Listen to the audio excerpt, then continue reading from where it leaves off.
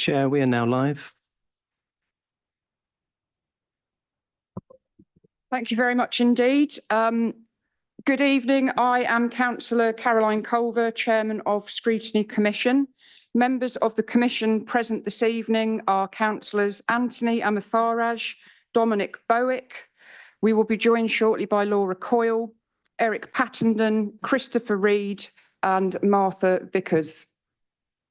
Councillors Justin Pemberton and Matt Shakespeare are joining us online.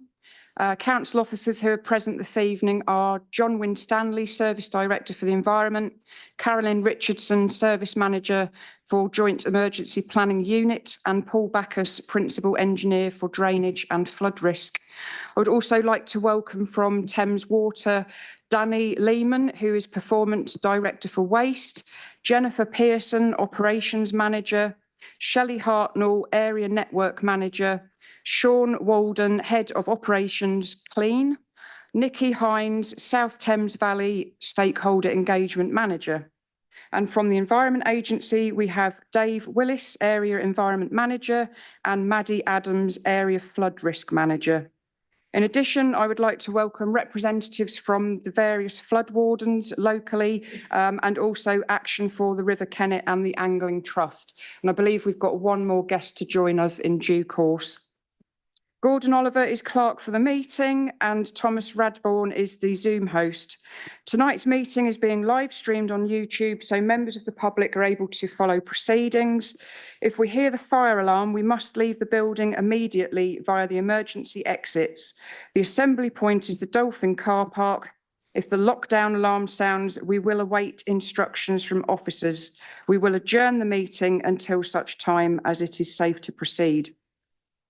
Finally, I would like to take the opportunity to remind members that we are subject to the Council's Code of Conduct, which requires us to uphold certain standards, including, importantly, respect. We may not always agree with one another, but I would ask that in all of our disagreements, we are respectful of each other's views. Thank you, members. Do members have any questions about the way this meeting will be conducted? No, thank you very much. Do we have any apologies, please, Mr. Oliver? Yes, Chairman, we have received apologies from Councillor Jeremy Cottam and Councillor Laura Coyle is substituting, and from Councillors Paul Dick and Ross McKinnon. Thank you very much. Can I ask members, please, if they have any declarations relating to items on the agenda this evening? No, okay. I'll just declare an interest that I'm a flood warden for East Ilsley, which is in the Pang Valley. So I'll just explain a little bit about the format for this evening. This is the third year in a row that we have welcomed Thames Water, the Environment Agency, to come along and give evidence to the meeting, and we're very grateful for the time that you're giving us this evening. We will be having presentations from council officers about the Section 19 report into last winter's flooding and also into the emergency response, and we'll be hearing those presentations first. There'll then be an opportunity for Thames Water to deliver their presentation and then for the Environment Agency. So we're going to take all of the presentations first and then open up to questions. I thought that would be the best way of doing it in case your questions cover different topics and different authorities. So we'll hear from everybody first and then we'll do the questions afterwards. And then if members are in agreement, we will also open up to allow the flood wardens to ask questions, but we will have to suspend standing orders to do that. So thank you very much indeed, everyone. This is obviously quite a contentious issue. There's a lot of concern across the district about flooding and sewage, so I'm very grateful you're here. I just want to emphasise for the benefit of everybody here and also at home watching that this is very much an issue that involves a lot of different stakeholders, from the people in this room, the homeowners, people who are supposed to look after sluice gates, people who are riparian owners and are supposed to look after ditches outside their properties, etc., etc. And ultimately, we are all in this together and we all have an important role to play. We know that the groundwater in this district is already higher than it was this time last year, and also that it has begun to rise a month earlier than last year. So a lot of residents are already very concerned about what might be happening this winter. So this meeting happens in a very timely time for people to find out about what's happening. And we are grateful that we will get the opportunity for updates from the various authorities about what they have learnt from last year's flooding and what they've been able to do during the course of this year to prepare us for what might be to come. So without any further ado, I will pass over to portfolio holder, Councillor Stuart Gawley, to make some opening remarks. Thank you. Yeah, excuse me. Thank you, Chair. Yeah, I just wanted to kind of briefly introduce certainly the section around the presentations. And I think firstly, I don't think anyone will be surprised to hear me say that flooding is an awful occurrence. It is a frightening and alarming set of events for residents. And I fully empathise with all of the residents who suffered earlier this year. I mean, my ward is one of the ones that was heavily underwater for a very long time from various different sources. So I completely understand the nervousness that residents feel, and I'm glad we're here to be able to tonight to be able to start looking forward and kind of talk about what happens next, most importantly. And I know it sometimes feels like water is an unstoppable force. And that we can only try as humans to channel it into the best or least worst places.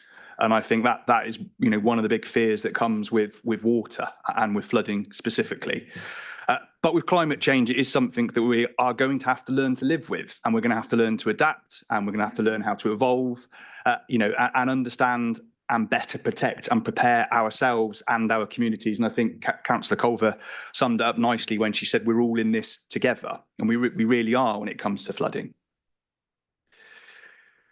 Tonight is an opportunity to hear those experiences and share those initial findings from the most recent floodings across West Berkshire earlier this year.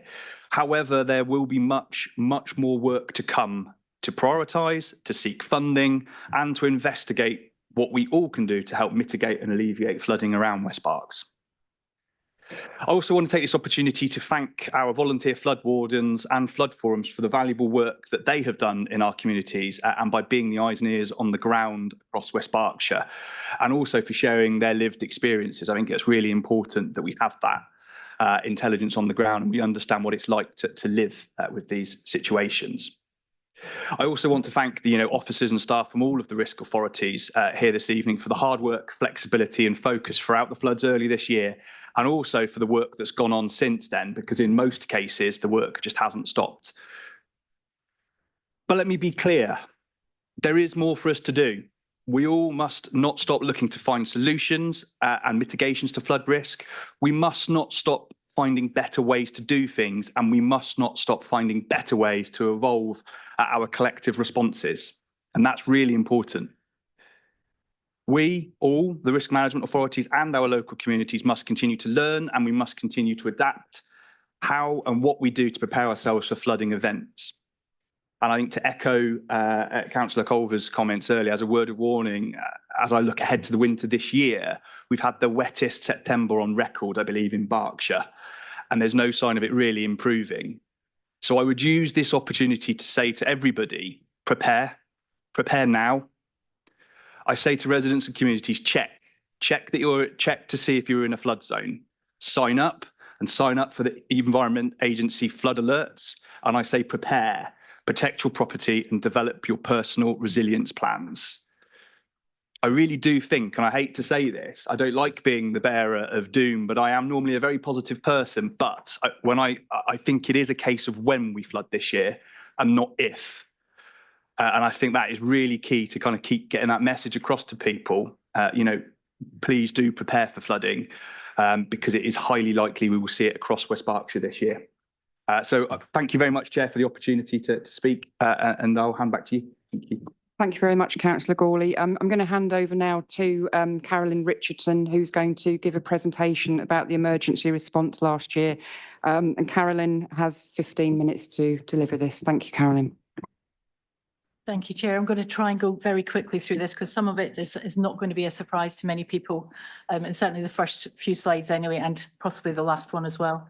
So basically what I'm setting out here is a bit of a picture about the build up to the winter flooding last year. And to some extent, the irony was in January 2023, we were actually planning for drought because the 2 years prior to that had been significantly wet. Dry. I can get myself right doing it anyway. But this slide here just shows you how quickly things can actually change.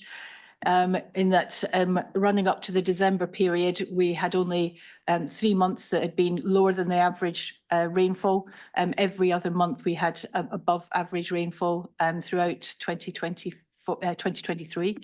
And clearly what we were seeing, certainly across the organisation, we get regular updates from the EA regarding groundwater levels and just generally the conditions on the ground. And we were seeing the groundwater levels significantly increasing in a very short period of time and quicker than we've normally seen it. So in October 23, we could see that the uptick, if you like, in the green area from the groundwater was starting to rise.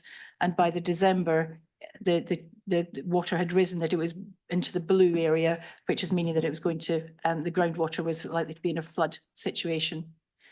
Go to the next slide, please.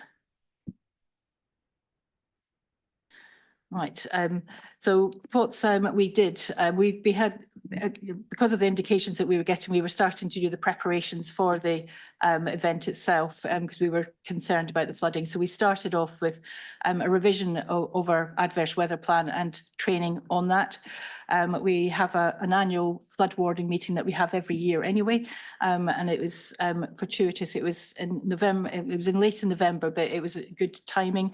That session involves the EA and Met Office and ourselves giving briefings about where we are with our preparations and just giving everybody a heads up about what was happening. So at that stage, we were actually able to alert flood wardens even, about what was likely to be coming. We also added in extra sessions for councillors to be briefed about what was happening to prepare, knowing that it was recognised that it was quite a lot of new councillors that were in the district. We were briefing staff, our contractors, partner agencies, so the police, the fire, ambulance services, we were briefing them as to what was likely to be coming our direction. The consideration it was that it might be happening at around about Christmas time. We were right to some extent, just a week later, that we really had the significant changes. We were sharing information, engaging with what's across the Thames Valley. So the Thames Valley Local Resilience Forum, a multi-agency environment where we have all the responding agencies, including volunteers, some of which were actually used later on in the response. We were engaging with them. And then on top of that, the environment team were doing their usual checks on culverts, trash bins, pumps, all the kind of stuff that for preparation for it, including standing up staff ready, should they be needed over that festive period. So we were trying to do quite a lot to make sure that we were ready. The key change was, if I can go to the next slide, Gordon, please, was Storm Henk, which came on the 2nd of January. The indications initially was that the storm was coming through our direction. Initially, the warnings were yellow alerts, and then it built to, it was an amber alert. And when we get an amber alert, that is an absolute key that we are actually starting to do the response. It triggers the activation of our adverse weather plan. So we started that activation, and then you possibly might not be able to see from the slides, but effectively very quickly afterwards we started to get all the flood alerts, etc., that were coming through for the rivers. We'd already had the groundwater alerts had come in for 2 of the groundwater areas, so we knew that was coming. We knew it was a risk. The flood alerts did come through quite quickly. There were some that were spurious ones that actually happened. We did have a severe flood warning that went on in the River Kennet, which went on and about 5 minutes later came off, which I was significantly relieved about because that's life threat at that point. But the rivers were responding quite quickly, but they were taking a little bit of time. It wasn't just directly after Storm Henk that the flood alerts were going in, because they do take a little bit of time, some of the rivers anyway, to respond to storm conditions. So I'll go into the next slide, if that's all right.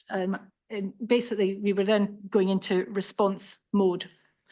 So on the 2nd of January, in advance of Storm Hink, we have this Thames Valley LRF, what we call a partner activation teleconference, which is old terminology, but effectively we had a coordination meeting across the whole of the Thames Valley, and that was specifically really focusing on the Met Office and what they were forecasting, and the Environment Agency as what they were expecting as a result of that. We then put out communications to services and started building our response capabilities ready for what was potentially coming. The challenge with all of these storms is you never know exactly what you're going to get until it happens, but we were preparing ourselves for it. We across the Thames Valley, as the waters were rising and significant flood alerts, flood warnings were going across the whole of the area, a major incident was declared, which puts an additional structure of coordination. So we were having Thames Valley-wide strategic and tactical coordination groups. We had our emergency operations centre was put in place for the council. That was a virtual one this time round. We had a flood wardens meeting as well. And then we were building up. I mean, these meetings were going on across the Thames Valley within the organisation, certainly for it was over a week with a multi-agency for the Thames Valley. We then went to Berkshire because the rest of the Thames Valley was in recovery mode, and we were still in response mode in Berkshire. And then we started doing at the start of the recovery process, which the last formal recovery meeting was in the end of April before we started putting it back into business as usual as such. I'll go to the next slide, please. I don't think that anybody would have missed the impacts on the community. Obviously, the obvious one was flooded properties, and obviously John can go into a bit more of that with the Section 19 report. But it wasn't just flooding in properties, it was flooding around properties, and that's just as painful and upsetting for people if they can't go about your normal business as a result of floodwater. We had care homes that were at risk of being inundated, and some of them were being, some of their internal functions, not our care homes, but some of them were being affected by it with their lifts and water, all their underfloor contraptions not working necessarily. We had 33 road closures that had been put in place over a long period, as you can see from that slide. Some of the road closures were just on for one day. Some of them extended out to 104 days plus. And that was basically in relation to safety of the road user. The flooding was quite extensive by flow and by height and by length of floodwater, that we needed to close the roads. We were supporting by putting out, we didn't have quite so many portaloos as we did in 2014, but 4 were put out into the communities because of the facilities not being able to be used in the homes because of inundation into the sewer systems, which meant people weren't able to flush, etc., etc. So again, another knock-on effect. Obviously, the farms were affected, crops were failing, animals were kept inside longer than expected normally. Again, an impact. And of course, we had the tankering of the wastewater across many areas and many river systems in the area. So just the tip of the iceberg, I think, I suppose, the impact on the community. I suppose the one that I haven't put in there that is the impact in the mental health of people that are actually affected by this. I've certainly been in this organisation since and doing this job since 2007, and I still get twitchy following the floods of 2007. So I get it where people are impacted by it. Following the response process, we always like to learn about what we've done and what we can do better. It was 10 years since the last big event, so there've been a few staff have moved on.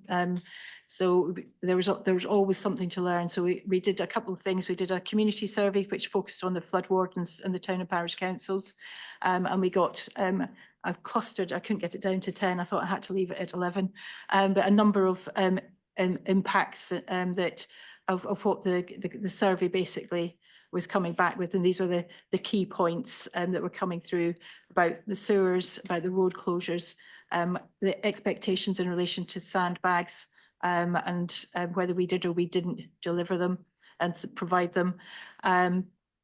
The on-site community engagement by West Berkshire Council staff could have been better. access to the council over the weekend. Bear in mind, Storm Henk hit, I'm trying to remember all the dates now, but effectively the worst period for us was actually over the weekend period. So access to, although we were working, access to us maybe could have been better. More engagement with the council and other agencies before and during the event was expressed by those that fed back on the survey. A consideration that we were a lack of responsiveness about it, and a lack of concerns about a lack of understanding by the community about riparian owners. I think there was quite a lot of tensions were maybe getting created in the communities by people not necessarily understanding who does what, who's responsible for what. So that came back from the survey, some of the impacts that we were looking at. We also did a staff survey, so those that were involved in it. And we're all very good at actually criticising each other. We didn't, we're not as good at saying we did okay. But there was some positive feedback, I hasten to add, from all of this. But the main things were that, that we considered working on to improve our emergency operations centre and a strategic response group arrangements, how we can make that work more effectively for the future. It was considered that virtual was okay, but actually we would have been better co-located to actually help with our response. The availability of staff, it was sod's law, it was over that Christmas period, and whilst it was the tail end of it, there were still quite a few staff that were on leave and were not available. We did pull in people, but it was best endeavours. Some single points of failure. We have got a smaller organisation now where some people are the font of all knowledge. So there was some areas that we were concerned about that. We were getting absolutely bombarded with communications. We were getting texts, we were getting emails, we were getting WhatsApps, and it was coming into individual officers rather than into generic things. So actually trying to manage that information, you know, the reporting online, everything like that was absolutely nightmare to actually manage. So we're looking at trying to work out how we can improve that for the future. Communications with the communities. We were sending out daily updates, if not twice daily updates, but we recognise that actually having liaison officers out in the community would be useful. Although we did have officers out in the communities, they're quite often there and gone because they're literally, and if you're not seen, you're not doing anything. So how we can make that work better with the flood wardens and the communities generally. Clarity about who is responsible for what. So I think quite a lot of staff were getting tugged quite a bit about, you know, why aren't you doing something with the sewers, or why aren't you doing something with the rivers when it's not our responsibility to do some of these things. And we recognise that there's additional training and awareness that's also needed across the whole organisation about how we would respond to emergencies generally. So there was quite a lot of things that came out of that. If you can go to the next slide, I'll try and slurp. So in a nutshell, we've brought it down into these key areas of improvement. The internal business continuity planning, which is more about resourcing and how we can pull people back if we need to. Coordination arrangements, I've said about the emergency operations centre and the likes, that's where we're an area of focusing. Engagement. Engagement is, we've actually engaged with Thames Water and the Environment Agency quite well, we think, within the council, but maybe there was other engagement that wasn't quite fitting exactly as it should have done. So a bit more engagement generally, the communications internally, externally, professional partners. Again, a lot of activity and work was done, but we can always improve. So we're looking to see how we can make that more effective in the future, and wider as well. So how we do it, training, and then making sure that the preparations of the communities at risk. Councillor Gurley's mentioned already, it's everybody together in this, and we are not responsible for people's houses, unfortunately. Other people need to look to themselves and look to see what they can do for themselves. Certainly when it's a wide-scale emergency, we're not going to be able to be everywhere for everybody, and it's not our responsibility either. Just looking ahead, I took this from yesterday, so you can see already that the groundwater level is high. We have had only 4 months of below average rainfall over the last 19 months, and that doesn't include August and September, when September was a a cracking month. Which said 314% of long-term average rainfall in Berkshire, and the soil moisture deficit is nearly zero, if not zero now. It can't take any more. So we are in a precarious position, I believe, for this winter. So what we've been doing and getting ready, sorry, wait for Gordon's pen to catch up. The next slide, please. Yeah. So what we've been doing is a lot of stuff, actually. We've got the action plan that we're working through, which is a lot of the plans are being reviewed. And we have been doing staff training, but we're currently pushing out and will continue to promote that people get themselves ready and their properties ready for flooding. This is National Flood Week, I think it is. That's the right thing. Yes. Flood Action Week, I can never remember what. But Flood Action Week. So we've been doing some activities and promoting out of the EA and just about every other agency. The flood wardens have been we've got flood wardens briefing at the end of November as usual, and we're looking towards bringing another session forward at the beginning of November as well. Staff training, we're revising, reflecting, and doing a lot more of the activities, and as I say, engaging with others. So there's a lot of work that we're already doing and pushing through that action plan. And sorry, I've taken a little bit longer than I thought. I shall stop there. It's fine. Only 1 minute longer. So that's very good. Covered a lot of territory. Quite so bad. Thank you very much. And now over to Mr. Winstanley to present the Section 19 report. Thank you.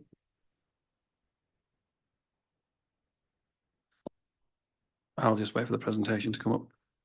There we go. Next slide, please. Right, so thank you, Chair. So what is a Section 19 report? So what the text on the screen that you can see in front of you there is taken straight out of the Flood and Water Management Act. And it places a duty on the local authority as lead local flood authority to investigate flooding incidents. So as a council, we've set our own policy around what triggers a Section 19 report, and that is enshrined in our local flood risk management strategy. So it's included in there where we set our criteria for investigation. The main trigger for investigation would be flooding for residential properties, would be internal property flooding. So that is what is really key to trigger a Section 19 report. Next slide, please.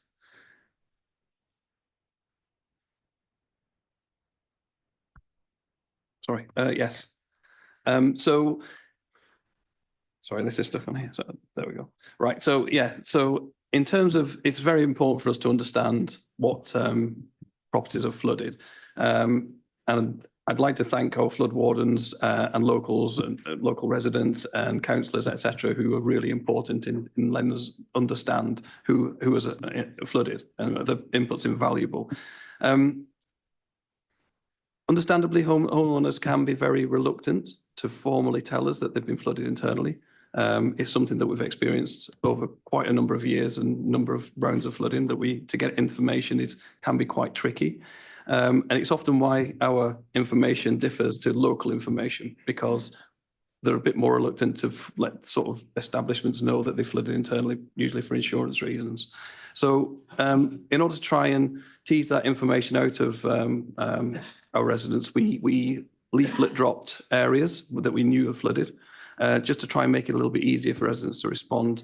So we sent out leaflets, we included QR codes, and we got a really reasonable sort of response that gave us a really good idea of where the flooding hotspots were. And this is really important to help us with things like future funding bids, mitigation measures, and also for issuing grants that may be available from the government following flood incidents. Next slide, please. So the impact of the flood was across 9 different parishes and towns. So it was quite stretched across the district.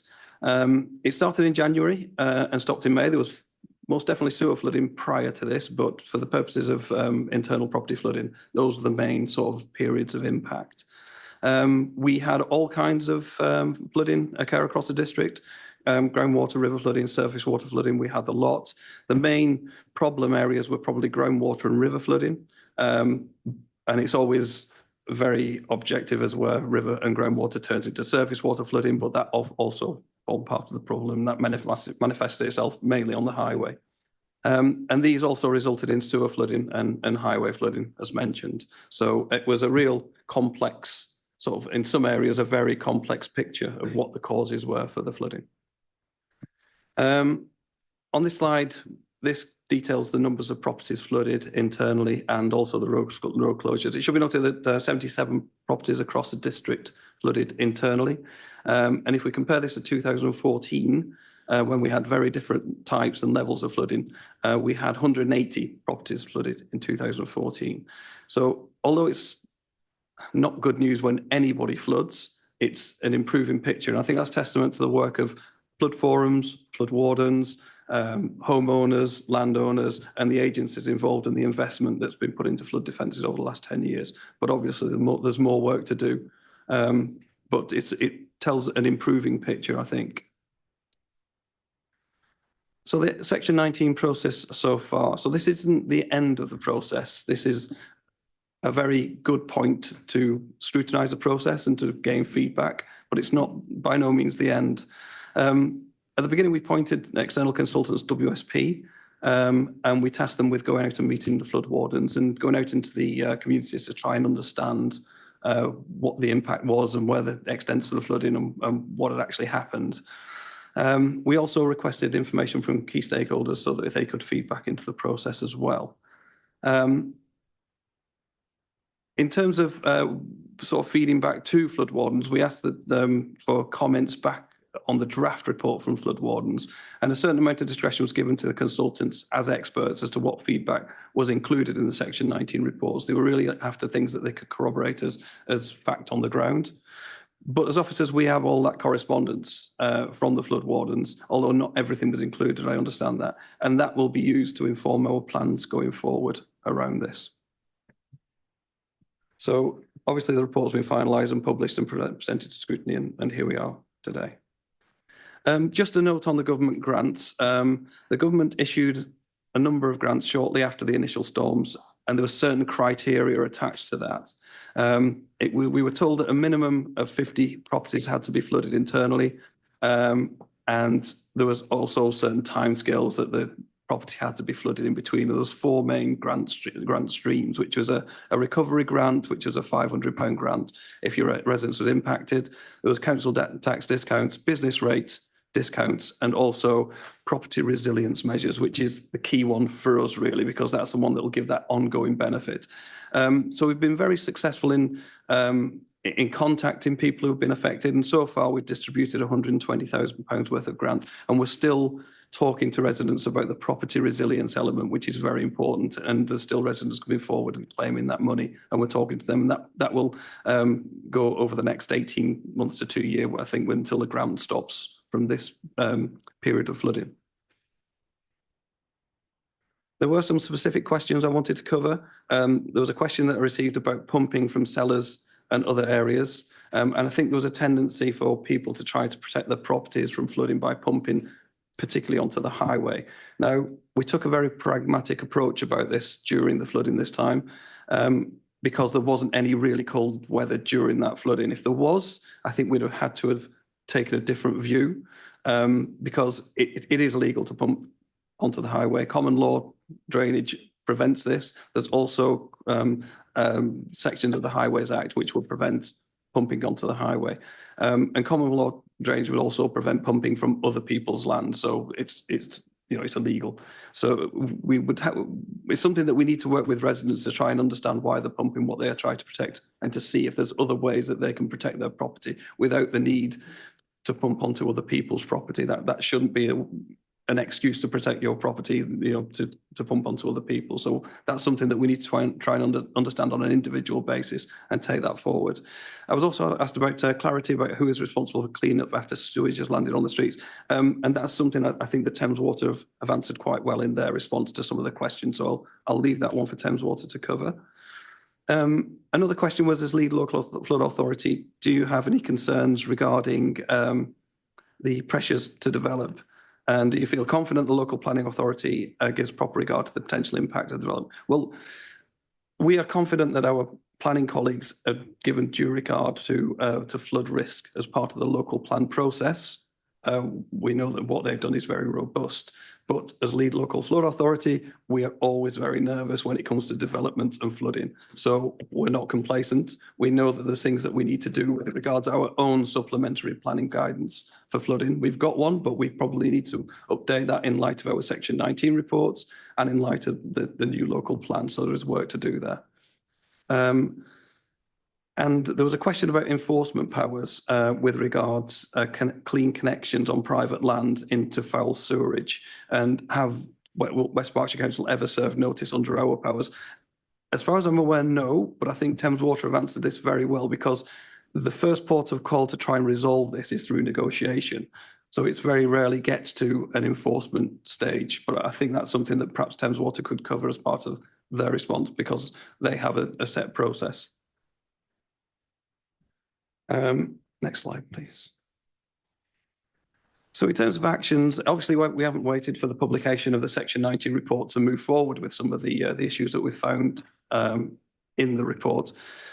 We've been around the district, Lambourne, Upper Lambourne, Newport Road, Northcroft Lane, Pingewood, etc., Winterbourne. We've been looking at our highway drainage systems. We've been looking at ditch maintenance. So we've done surveys and CCTV investigations, and also discussed about riparian responsibilities with landowners. So we've been around the districts, and of course we've continued with our major flood alleviation projects, especially in Thatcham, and also helped. I'm not going to steal the Environment Agency's thunder, but where we can, we've helped with I think major schemes like Eastbury, which is a real boon for the district. Not Eastbury, sorry, I should say Great Shefford. I got the wrong one. Eastbury's already in. Next slide, please. Also, in terms of our general maintenance, we've attended to 13,000 roadside gullies, which we've cleansed.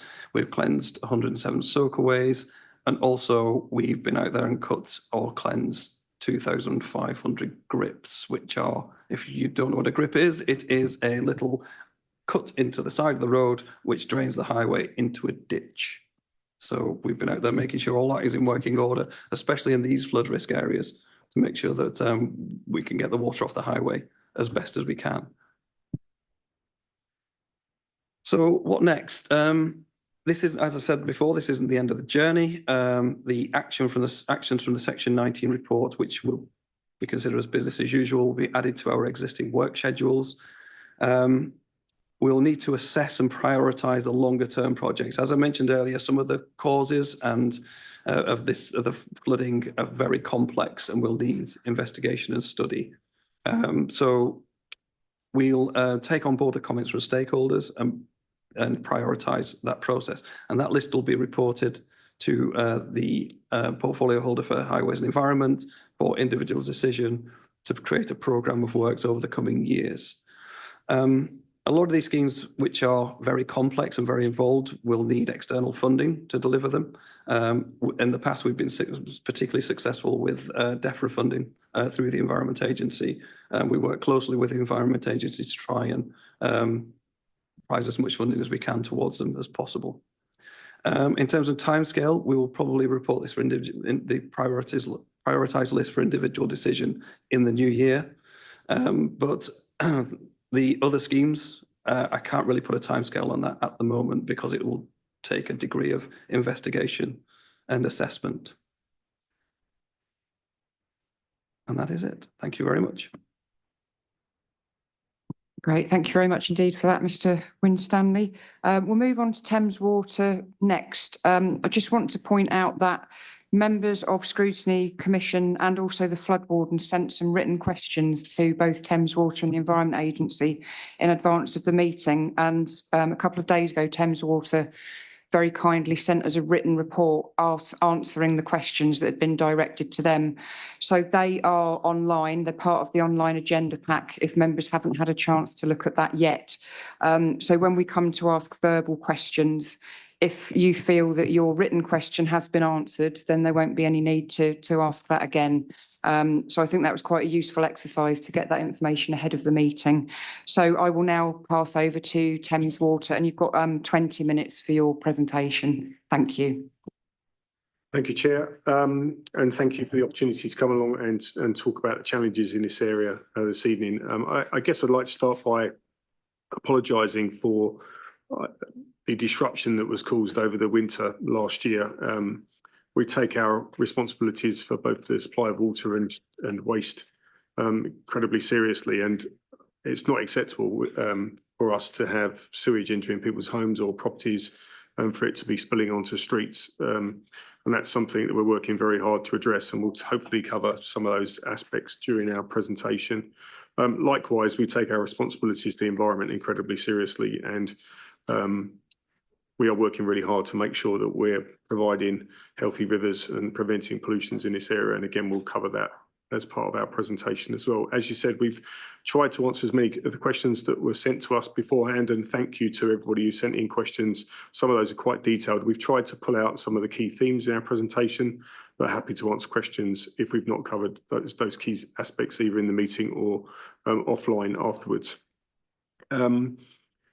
In terms of the Section 19 response, just picking up on that point, so we're still in the process of formulating our response. That should be available in the next 2 to 3 weeks. The team have been working very hard to get the questions answered before we came along this evening. So we sort of prioritised that ahead of finalising the comments we're making on that presentation. So I guess I just wanted to start on the next slide, just around learnings from the winter that's passed. It was an incredibly challenging period for us. As I say, it's the wettest winter we've seen since 13-14.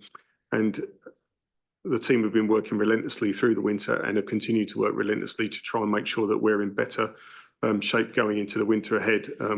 We are concerned about groundwater levels, as was mentioned earlier, and we're planning obviously to try and improve the way we've responded. And we'll talk some of that in this presentation also, but we're also starting to prepare for a 13-14 type scenario. So as bad as that seems, we need to make sure that we're prepared for something on that scale, given that we've had such a wet September and groundwater levels are rising fast. In terms of learnings, therefore, from last winter, there was a number of things that I'll touch on. So one that was a key thing that we saw across Thames Valley area was an issue which was causing a great deal of frustration, where people were reporting issues to us. We were sending our contractors out to investigate, and we were closing jobs down and sending texts to customers saying that we'd resolved their issue, when clearly we hadn't, because the system was overloaded. That's a system fault that we had, that we've been working on throughout the summer, and we're hoping to implement a change to that system in October, which should address that ahead of this winter.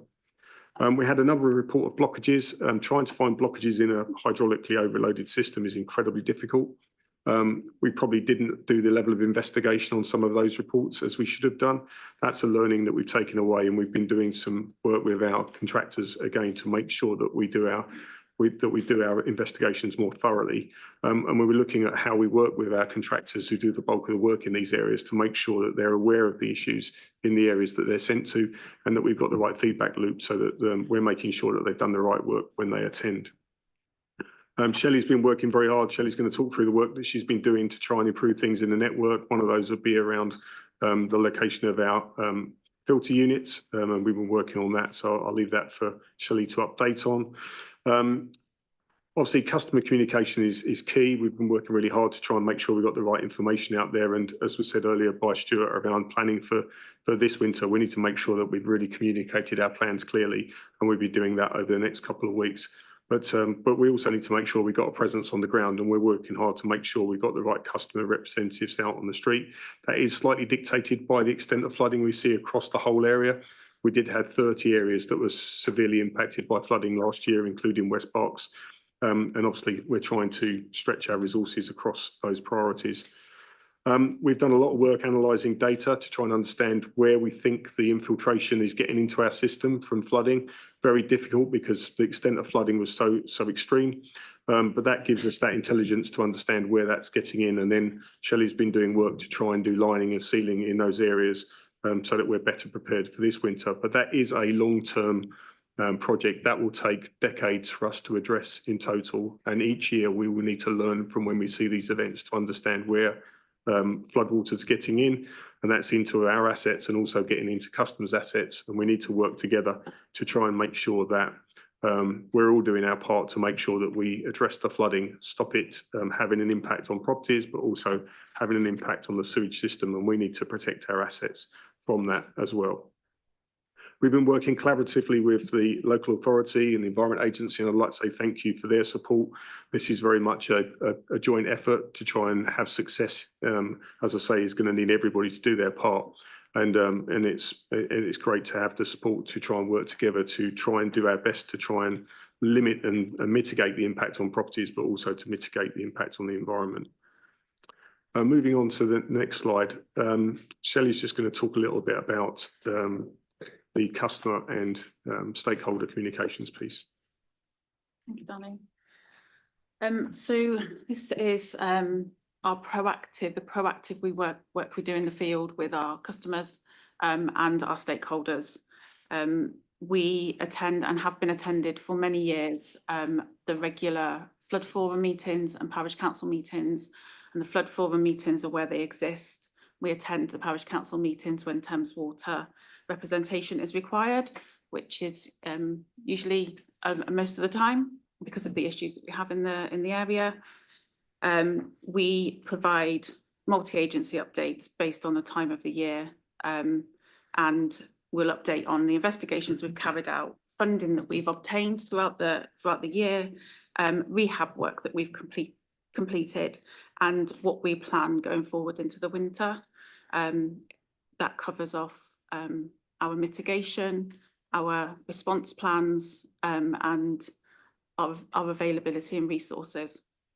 Our customer updates in the area, we learn every year. So each year we have tried to do our best with our customer updates, and each year we're improving the information that we're giving to our customers. Last year we sent out winter preparation letters in key areas that we knew were going to be impacted by groundwater flooding, and that includes notification of the filter unit that we deploy across Lambourne, and we had a new location last year of East Garston.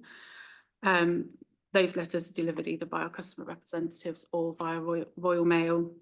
We have already delivered this year's letter. I believe it has landed on people's doorsteps the past couple of days, which is really good. And we'll be sending out more letters in the coming weeks as the groundwater levels start to rise.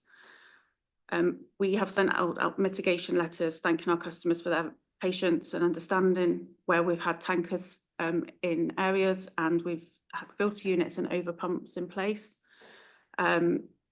We've sent update letters throughout the winter, updating our customers on the situation, what we're currently dealing with, and how long we anticipate we're going to be in the local area. We have delivered sewer abuse letters also. Unflushables in the sewer network is not helpful at any time of the year, but during these winter months when our network is inundated with groundwater, it can really hamper how the flows go through the network and can cause blockages because the flows are a lot slower than they normally are. We update the parish councils and flood forums throughout the summer on local activity in the area and the areas where we've carried out work. Equally, we update them on what we're seeing in the groundwater table and what our plans are. We try to keep them as updated as regular as possible. This year, we also held a drop-in session for the East Shefford catchment in Lambourne Parish Hall. That was held on the 25th of September. We had a really good turnout. We had about 50 people attend. We were able to obtain some really good local knowledge on flooding and areas where groundwater has been impacting residents the most. We also got to gain an understanding of properties, residents pumping the groundwater into the sewer. So these are areas that we will be looking to pick up and address over the next few months. And if we see it happening, we'll be asking people to remove those pumps from those foul systems and pumping it elsewhere. We liaise with the Environment Agency throughout the year. We have to, when we deploy our filter units, we will we have to do a temporary authorisation permit to discharge permit. They have to be updated annually. We're currently updating, ready to deploy the filter units again this year.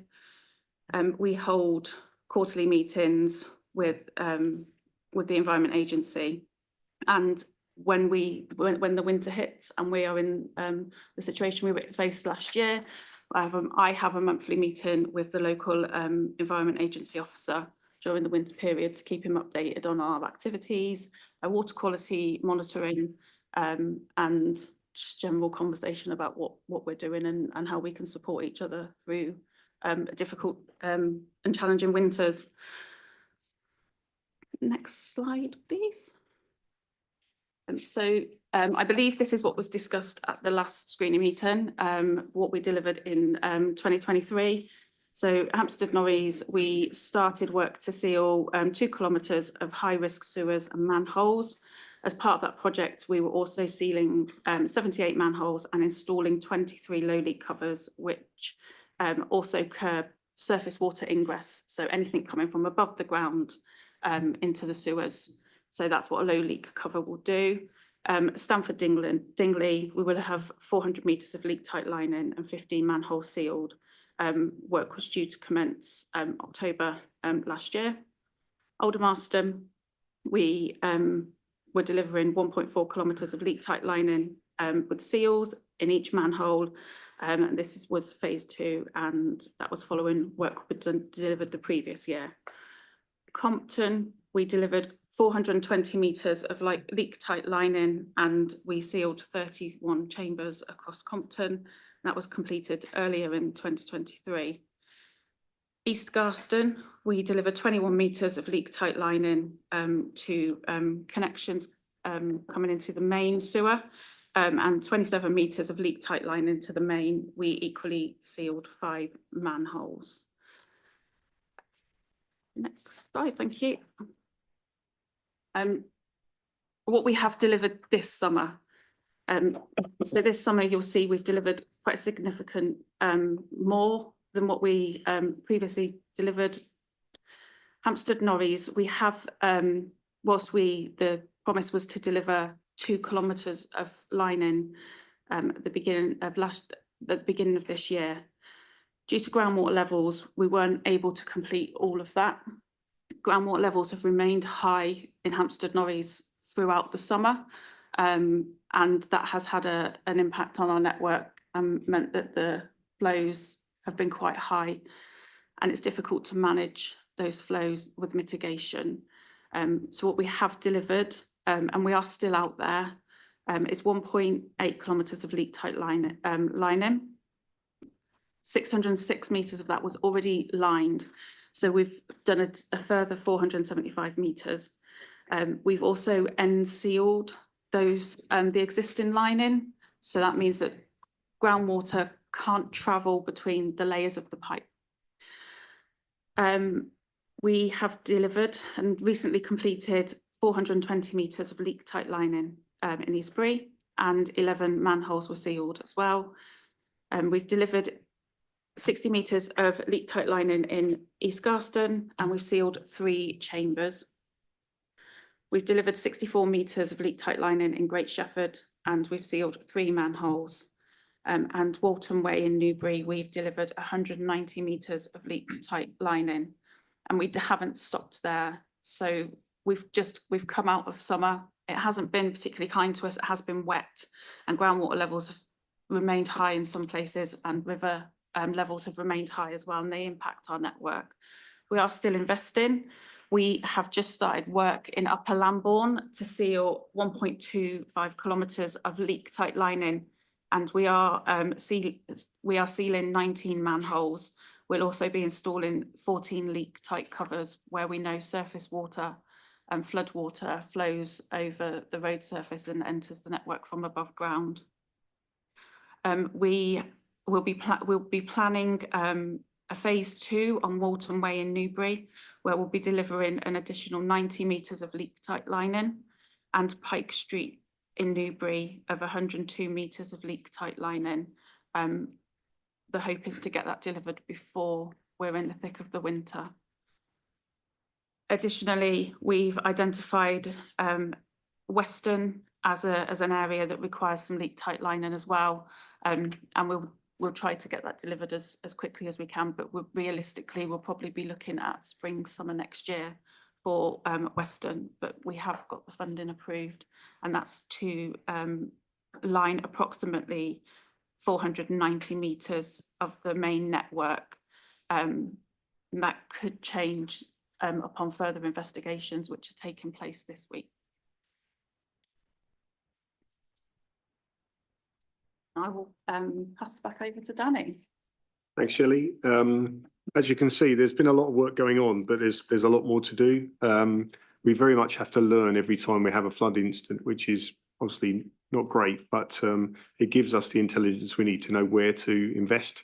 And we do a lot of work during that summer period to understand how we then go ahead and do that lining and sealing work. And this year has been particularly challenging because, as Shelley says, the rainwaters haven't really slowed up during the summer, and that's made it incredibly difficult. But the team have done a fantastic job in making the progress they have, and we need to keep going on that. I guess there was a number of questions in the, that were sent to us around our investment plans going forward. So to put it in context, over the last 5-year period up to March next year, we will invest around about 11.5 billion across water and waste across the entire Thames Water estate. That's just under 2 billion more than we were awarded as part of the regulatory process back in 2019. And we're looking to increase that investment substantially as we go into this next 5-year period from April next year. So we have put forward a plan to Ofwat as part of our draft determination response, where we've requested 23 billion. So a massive increase, more than double the amount that we're spending in this 5-year period. And that's to tackle a number of issues, including improving river health, including reducing the number of spills into the environment. And that will include work on infiltration, such as we've just talked through. In total, from a waste point of view, there's just under £7 billion of investment planned on the waste side of the business, all subject to whether or not that's awarded as part of our final determination. Some of that 23 billion will be delivered through different deliverability mechanisms. So we have a gated process where we have to present more information as we go and request money from Ofwat as we go through the next 5-year period. And some of it is a deliverability mechanism, which effectively means that we need to be able to demonstrate that we can procure the level of resources that we would need to deliver the plan of this size. And that is going to be an incredible challenge. To double the level of effort is not going to be easy in the current environment. And the supply chain is stretched because the rest of the industry is also increasing their plans. And labour is very difficult to come by. Price inflation is also a challenge for us because as we're doing more, as the industry becomes stretched, then it drives up price. And obviously we need to make sure that we can deliver the plan efficiently also. We've also, as part of our draft determination response, outlined to Ofwat that in order for us to be able to deliver a plan of this size, it needs to be a plan that's investable. So we've outlined in our response certain things that we have requested around obviously making it attractive for investors, because we will need substantial levels of investment to be able to deliver this plan, but also to make sure that there is a fair approach to penalties should we fall short on performance, etc. So, and at the moment, the draft determination response we received from Ofwat didn't allow those things to occur. So it would have meant that the plan that we submitted was uninvestable. And that's something that's obviously key given our current financial situation, which I'm sure you're all aware of.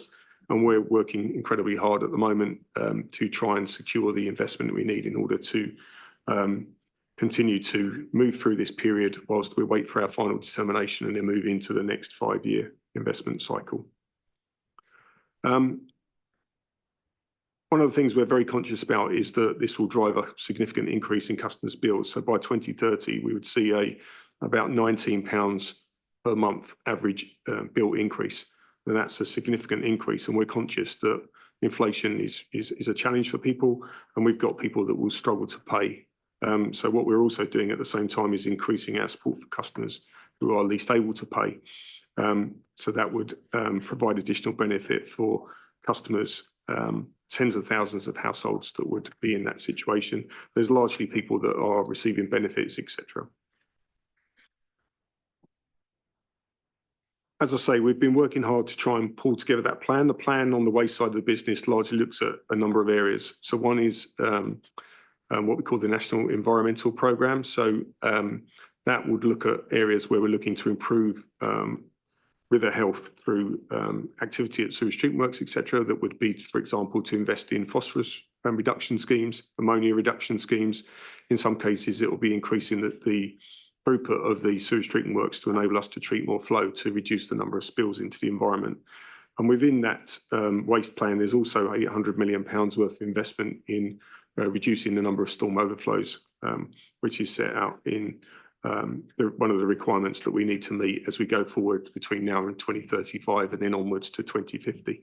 So there is a requirement for us to significantly reduce storm overflows.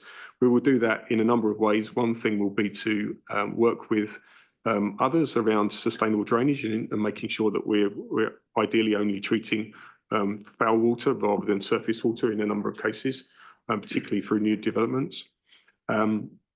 We will be looking to upgrade our sewage treatment works in some cases, and we'll be looking to invest in a network to prevent that infiltration getting into the system. And that will be an area that we'll focus on, particularly in the West Berks area.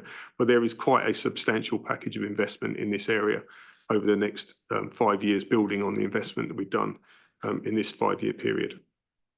Mr. Lehman, sorry to interrupt. You've had 20 minutes and I'm conscious you've got a few more slides to get through. So if you want to wrap up in the next couple of minutes, I'd be very grateful. Yeah, we'll do. And just to say to members, the slides are in the agenda pack online, so you can have a look at them there as well. Thank you. Yeah, just to add to that, thank you. So in the back of the pack, we've got detail on the investment that's going to be taking place in this area. Just to put it in context, so over the next 5 years, there'll be £320 million in our plan of investment in West Berks on the waste side of the business and £26 million worth of investment on the water side of the business. At this stage, those plans may change. They'll all be subject to the final determination and the ongoing discussions that we're having with Ofwat. But say those plans may change because once we get into the period, things will change. We'll need to adapt our plans and evolve them as we go. But some of those are statutory requirements, and therefore those things will be the priorities we'll be focusing on as we move forward into the next financial period. Sean, is there anything you want to add before? Well, I don't want to take up any more time. That's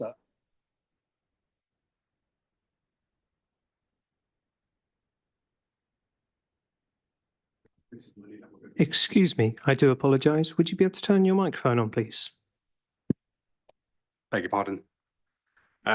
The investment that we've already got planned is already banked. So this is work that's either in progress or imminently starting, and it's all about protecting the output of our supply work. So in this neck of the woods, we don't have big water treatment works. We have a couple of large ones, but they're mostly spring and borehole sources. So it's important we maintain the delivery on those, and we're investing in those sources to ensure that they remain reliable.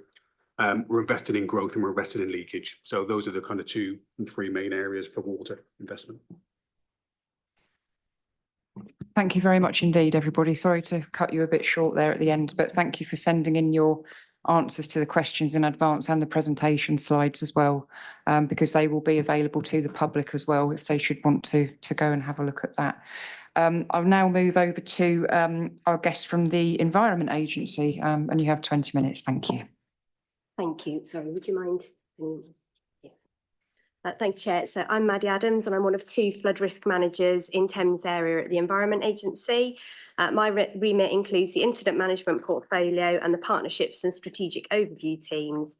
So my teams deliver our area incident management service, our flood warning service, and they're consulted on planning applications and flood risk activity permits. I'm going to speak for 10 minutes on the flood side of things before I hand over to my colleague Dave Willis for the second half of our allocated time. I'm going to briefly summarise the flooding earlier this year, cover some successes from our joint response with partners last winter, and then go through flood warnings, forecasting and maintenance, and then a very short forward look. I've tried to cover off as many of the questions as possible in this summary by addressing the general issues rather than anything location specific, and then obviously I'll deal with anything that comes up afterwards. So while Storm Henk took a lot of the headlines this winter, the flood event, as you've heard from Carolyn, was much longer than just one storm, especially for those poor communities suffering from the extended groundwater flooding. High rainfall in September and October saturated the ground very early in the winter season, prolonging the recharge season for groundwater, and then consecutive days of rainfall falling onto those saturated catchments, particularly on the 4th of January, triggered the flooding event in the first week of January. As well as flooding from groundwater itself, the groundwater-fed rivers, which is most of them in West Berkshire, were high for the whole of winter and well into late spring. Moving on to successes, I'd like to start with Great Shepherd, as John mentioned earlier. As many of you will know, the permanent flood alleviation scheme has been a very long time in the planning, and we're currently well under construction, and that has been going very well despite the high groundwater persisting into the summer months at the construction site. Last winter, the groundwater rose very, very quickly, and over the Christmas period, we started to implement our pumping plan for the village, which was drawn up to bridge the gap until the scheme is complete. The pumping doesn't reduce the groundwater risk, but instead the fluvial risk from the stream, which is fed by groundwater. We worked with partners as part of our incident response. We worked with the community, and the pumping was in place for some weeks. And we also had the longest standing pumping scheme in Purley and Thames in place. You've also heard about the multi-agency response, which worked well, including the move to Berkshire-specific partner calls for the ongoing groundwater risk. This was a reflection of the value of Exercise Blue Nimbus, which was held as part of a Thames Valley LRF exercise in October. Finally, a key success during the incident, which was built on years of work, was the community flood forums. These include Lambourne, Pang Valley and Newbury. Engagement is something which can be deprioritised when resources are tight, and we don't usually see the effects until sometime afterwards. Likewise, with the successes, these are built on a lot of hard work from colleagues, partners and communities. 2 of these forums, I would say, are now established and stable and full of experts on both their area and flood risk more generally. This does mean that we have been and will be looking to focus our resources more on the Newbury area, especially following the flooding impacts last winter. Moving on to flood warnings and forecastings, I'd like to briefly recap the basics of what the service does. So it's a national service which we deliver locally in our area, so it does have to be delivered consistently across England. Flood alerts are delivered at catchment level and issued once the water comes out of banks. Flood warnings are much smaller areas, usually community-sized, and these are issued once we believe internal property flooding is expected.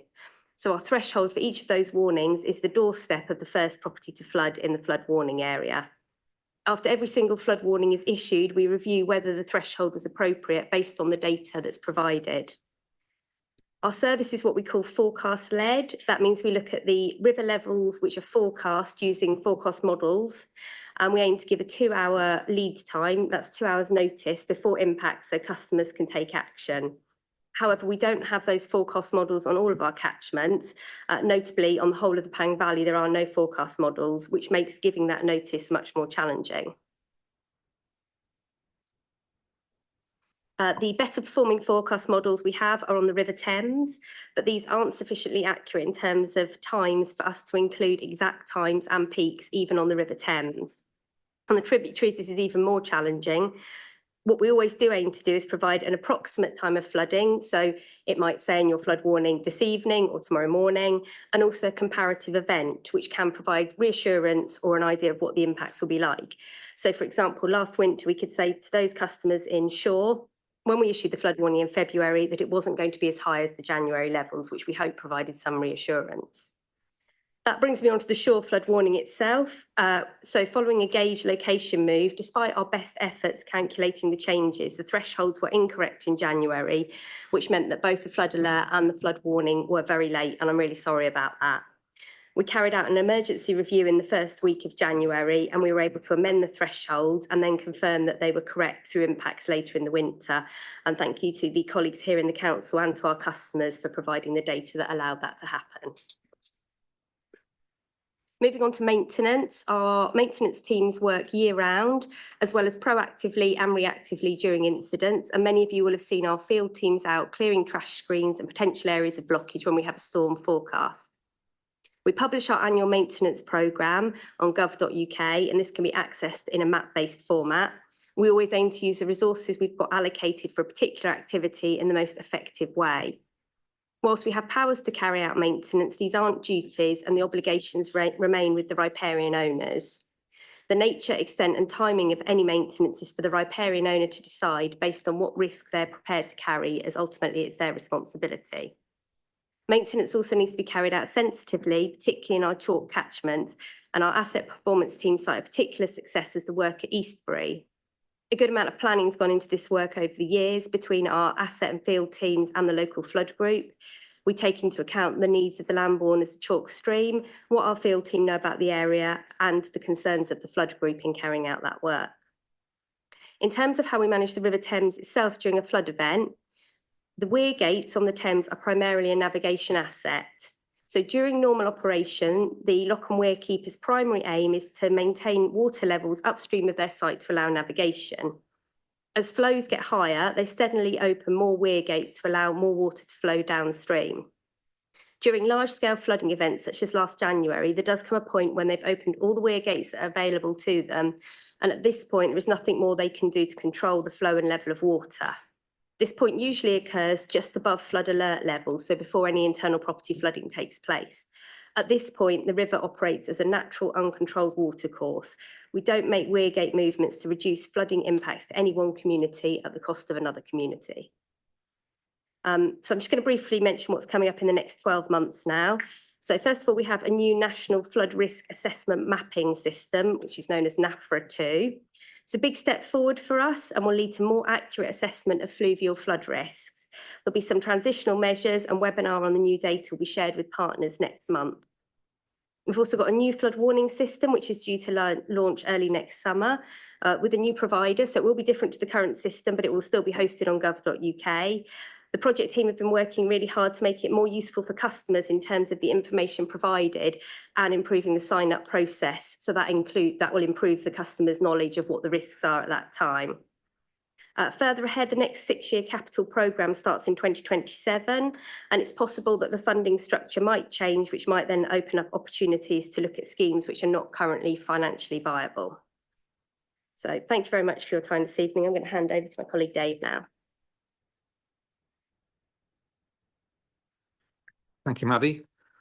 Good evening, and thank you for inviting me to speak at this session.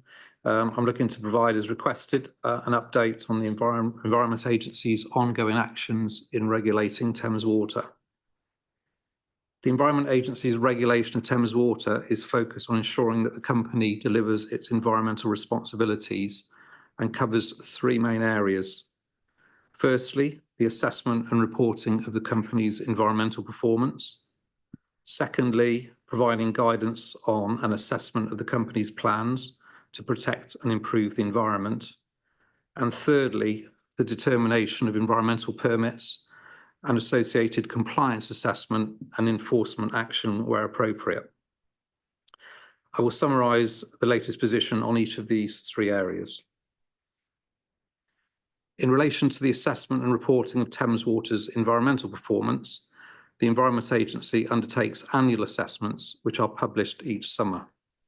The assessments cover several key aspects of the company's environmental performance and result in a 1-star to 4-star performance rating, with 1 star being poor and 4-star being industry leading. Thames Water received a rating of 2 stars for 2023, showing that the company requires significant improvements to its environmental performance. Performance on some aspects had declined since 2022, with particular concerns regarding the total number of pollution incidents, the high number of serious pollution incidents, and the delay to some environmental improvement schemes.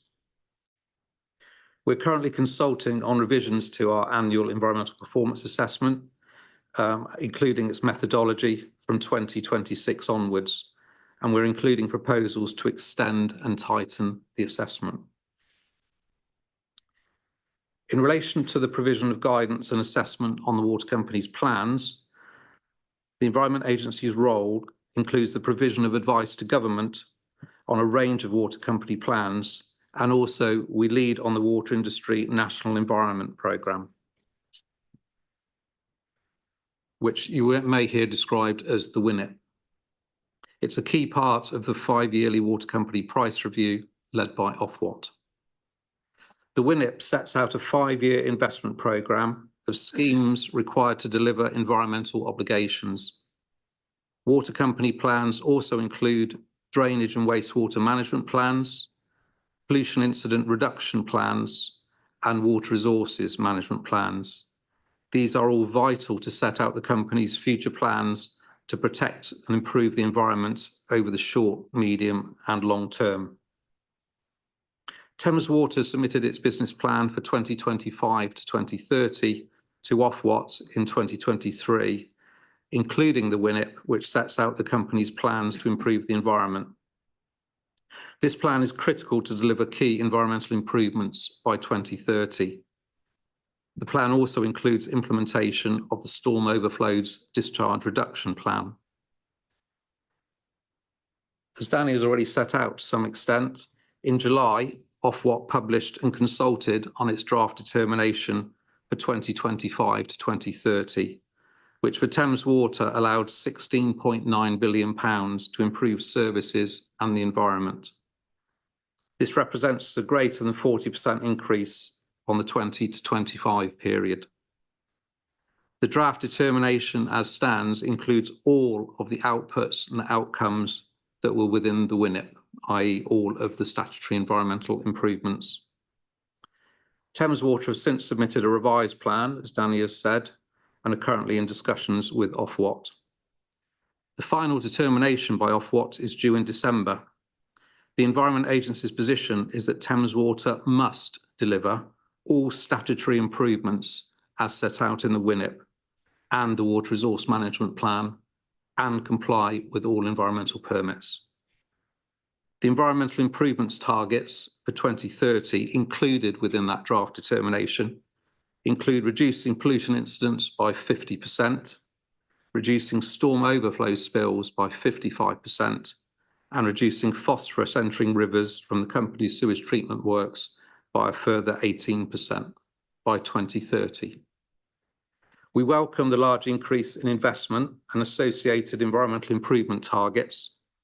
The health of the River Kennet and Pang is not where it needs to be, and improved wastewater treatment investment is one of the key actions required to make progress.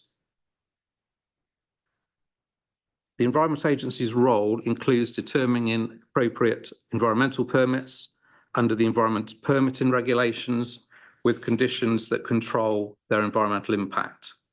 It also includes undertaking appropriate compliance assessment and enforcement action where appropriate. In relation to Thames Water, we undertake a wide range of compliance assessment activities relating to the environmental permits that the company have been issued. These include data return assessments, site inspections, and audits. We've undertaken a range of enforcement action against Thames Water. For example, since 2015, we've had successful prosecutions at 17 Thames Water sites, with fines totalling in excess of £37 million. We also have a significant number of live investigations that are currently underway at a national and local level. This includes our largest ever criminal investigation into potential widespread breaches of environmental permit conditions at over 2,000 treatment works by all water and sewage companies.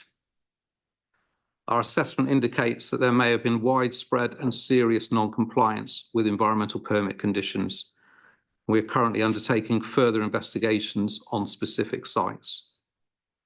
We also have ongoing investigations into the nature and extent of storm overflow discharges by the assessment of the water company's event duration monitoring data.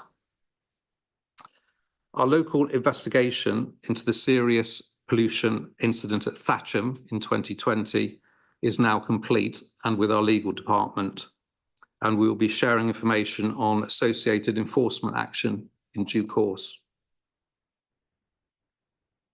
Positively, since April this year, the Environment Agency has received significant additional government funding and water quality permit charge increases to fund a larger and more specialised workforce to enhance our water company regulation.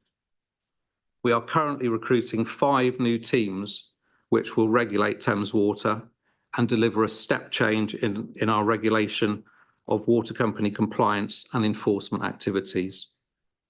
For example, the number of physical inspections we undertake on Thames Water's wastewater assets will increase approximately fourfold to over 300 inspections by the end of March, and then will increase further in 25-26.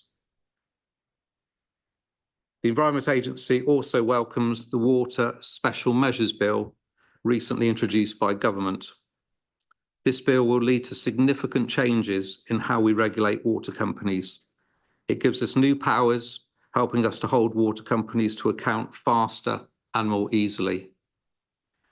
The bill includes enabling us to speed up our enforcement response and close the justice gap for both water quality and water resources offending by imposing faster and more predictable civil penalties for the less serious levels of offending.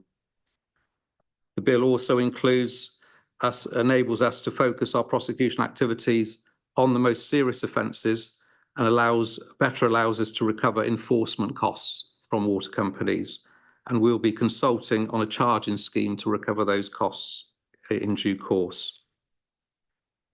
The bill will strengthen penalties for obstruction offences to prevent water companies blocking investigations and to make sure that they face the consequences of their actions or inaction. The bill will introduce provisions that enable courts to include imprisonment as a sanction in cases where regulators' investigations have been obstructed. And finally, the bill will also ensure accountability through the introduction of a new statutory requirement for water companies to publish annual pollution incident reduction plans and their steps to reduce pollution in line with our guidance. In summing up, the Environment Agency will continue to hold Thames Water to account to drive improved environmental performance, including increased investment in their operations and assets. We are significantly expanding our specialised workforce and implementing a step change in our water company compliance and enforcement activities, and will take appropriate enforcement action in line with our enforcement and sanctions policy. We welcome the new Water Special Measures Bill, which will lead to significant improvements in how we regulate water companies. And finally, we expect Thames Water to deliver a step change in investment and environmental improvement through the delivery of its business plan from 2025 to 2030. I hope that my summary has been useful to update on the agency's position on our regulation of Thames Water, and I'd be happy to take any questions. Thank you very much indeed for that. I'm just going to ask Councillor Gawley to comment on a couple of the action points in the Scrutiny Commission log, which are quite long-standing. I'm pleased to say we've covered quite a lot tonight from our various meetings that we've had during the course of this year. So if you could just comment on those, that would be great. Thank you, Councillor Gawley. Sure. Thank you, Chair. So I believe it was 141 and 143. Is that right? With relation to 141 action 141, which was around the actions from the motion to council at March. So we did send letters to the then ministers under the old government, but we did not receive a response from them. So what are we looking to do is update the letters to keep the awareness there and write to the new ministers of the new government to see if they are more interested in this topic. I also point out that our newly elected MP for Newbury also recently wrote to Ofwat with their concerns over the issues around sewage. So there is also kind of awareness there being developed and continuing to apply that pressure. In terms of kind of meeting Thames Water and having that kind of open line of communication, we've very much been doing that. And we've had regular meetings around some of the larger infrastructure projects and plans over the course of the last 12 months. And obviously you saw an output of some of that this evening in the plans for the future around the rest of the lining activity. There's also reference to London Road Pumping Station and the kind of hopeful spend, I think it's fair to say, and the upgrade that is desperately required there. And looking forward, we've been working collectively, looking at what kind of comms packages we can do to help raise awareness and work collaboratively into the winter to make sure that we, as risk authorities, are doing what we need to do to prepare ahead for this winter. With regards to action 143, this was around whether action would be taken following the results of Northbrook tests. So yes, there was initial testing completed by Thames Water earlier in this year.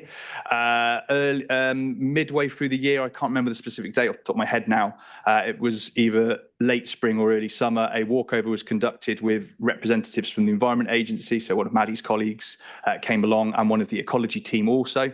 And it was agreed there that further testing will be conducted. I have been speaking to Richard about this recently from the Environment Agency, and he is looking into it to make sure it's on the agenda of the ecology team to come out and do that testing. So that is still an open action at the moment.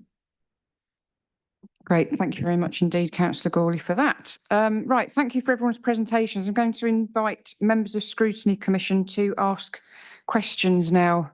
Councillor Amitharaj. Thank you, Chairman. I'll thank you for the presentations. I'll start with Mrs. Richardson. I have to first thank you for your personal help and also your team for the last year. I know you've been answering my emails during late night and calls. So huge tribute to you, your team, as well as the volunteers team, the Flood Forum members and parish councils. They've been helping the communities who are affected by that. Just specific question from your report and from the update you've given us. In terms of the flood recovery funds we talked about, you mentioned there, and in the Section 19 report as well. We know that from the last year's flood, there was some time where there's a threshold was not reached. It was an unfortunate situation for the affected households to wait for the threshold to be reached.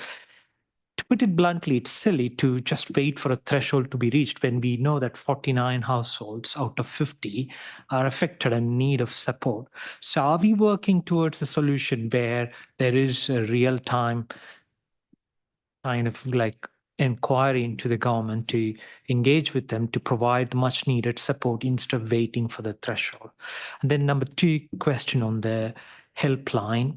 I know we could reach to you through emails and calls, but it would be going forward for the this winter rains. Could we have a thought, or if you have those details, a dedicated helpline during this flood situation where the affected households could reach out directly instead of through emails and all the stuff? I have a question which could cover both EA and yourself on the flood warning systems. I think one of either Ms. Adams can reply. The flood warning systems, the update coming from the West Berkshire Council from your team is quite good, that it kind of covers every area, but you also should accept my view that on every affected households that they're too broad-based. I could read some examples, but it says like River Kennet at Newbury. And you just click the link and it goes to the Environment Agency government website, and there is a verbal statements and all those ones. There is no map or indication of where they are affected. So it's a broad stretch of river affected, like in my ward, Lambourne, Kennet, they're broad stretches, and you can see like updates like Denford down to Marsh Benham. No, we know the Marsh Benham is affected. So in the future, is there any plans to get more specific targeted updates to the affected households, or in general to say like this is the warning at specific places with a map view to see for people to go and see? So those were the questions. I could come later with more questions, but can you please answer them? Thank you. I'll do two, and then I'll possibly pass this over that direction. So I'll start with the one that I was going to put to John. We found it really incredibly difficult as well with the 50 number, because you looked at some of the counties that were having to get 50 properties, and then you looked at Little West Berkshire. It was so I cover West Berkshire and Bracknell and Windsor and Maidenhead. So Windsor and Maidenhead and West Berkshire were in the same situation, trying to find out about 50. If you took Berkshire as a county, we hit it way early on. So I think it is something that we recognised, and it was really difficult to actually do. That message was really hard to put out as well. So yes, recognise it, and we were pushing back as well through our now MHCLG colleagues, DLUC at the time, to actually raise that as a point. Yeah, I'd just say that it just emphasised the importance of people coming forward and telling us as early as possible that they've flooded, and which is why we sent out leaflets and proactively tried to get that information, because we knew that without hitting that threshold, which is an arbitrary number that was imposed on us by central government, we knew that there was no funding unless we could demonstrate that we'd hit that threshold. Okay. Thank you, Mr. Stanley. But people are not aware of the threshold initially. They were each one reporting their situation, and they were expecting their help to come. But I understand, like, we were able to publicize the threshold and encourage people to come up. But is there something in the future we are working towards giving immediate help to those households instead of waiting for the threshold? That was my specific question.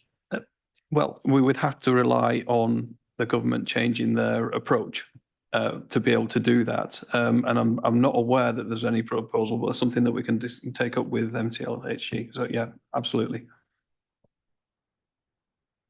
I think part of the difficulty was they didn't tell us for a long time either. We were waiting as much as anything for more information. And so I'll leave it at that with that one. With respect to the phone number, yes, I get that one. We've got just this year, we've got a new phone system. Before we were, I don't know if we were archaic, but we were behind the times a little bit maybe.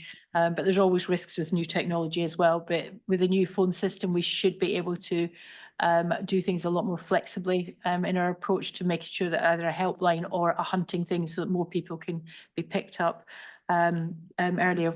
Obviously, what we're ideally wanting to do is people to report things online, so we can actually, because we've got a good system that can work on that. But yes, accepting about the phone numbers as well. So we have got a number that we hold just in case we need to call this number in emergencies over and above our normal system. So we can do that. About the specific details, I suppose to start with, it's really difficult for us to do specific details because we're trying to find out what's going on ourselves. So we probably put in our messaging, this is where it is, because sometimes people don't even know they're under a flood alert or a flood warning. They think they're under a flood alert. So it's just by doing that, we're at least raising the ante. If it had gone on longer, I suppose in some of certainly in 2014, I do recall we got quite into the detail about the messages that we sent out, a lot more detail about, this area was being particularly affected. Whilst we were responding from January to May, the river flooding and such wasn't always affecting all the areas, so we didn't go into that much detail this time around, but certainly we did it in 2014. But I'll take it on point as part of our communications, how we're changing things to look how we can pinpoint that a bit more. Thank you, Mr. Richardson. I agree, like, you have to rely on Environment Agency to give you this update and you cascade that one. So that was more of a question to Environment Agency representative as well, to see like how you can coordinate and give that precise information to West Berkshire and coordinate with them in real time. Yeah, that would. Yeah, so thank you for the question on the flood warning service. The comment about the maps is the single most frequent comment we get on our flood warnings. When you go through and look at gov.uk and you can click through to the details of each flood warning, the map used to come up first. It now comes up through a hyperlink, which you have to click on, which was as a result of an audit that was part of us being on gov.uk and to do with data accessibility and so on. But it is the most frequent comment we get, and I would agree with it. In terms of sort of whether they cover very broad areas, we do try to always put in our warning messages what we think will be affected. So in terms of comments about the roads that will be affected, we know usually where the first to flood property is. We know normally where the roads that are most affected are, and we try to include that. Some of our flood warning areas are very small. So the one you mentioned at Marsh Benham, that only has 16 properties in it. So even though it's quite long, it's only the properties closest to the river. Some of our flood warning areas have 12,000 properties in them, so they do vary a lot. And that's really challenging then to give people a good service. But that's why we always encourage people to look at the actual wording. They get updated once or twice a day with the wording of the roads that are likely to be affected as well. And that's how we try and include as much detail as possible for that. So would encourage people to always look at the updated flood warnings every day. Thank you. Thank you. Councillor Pattenden.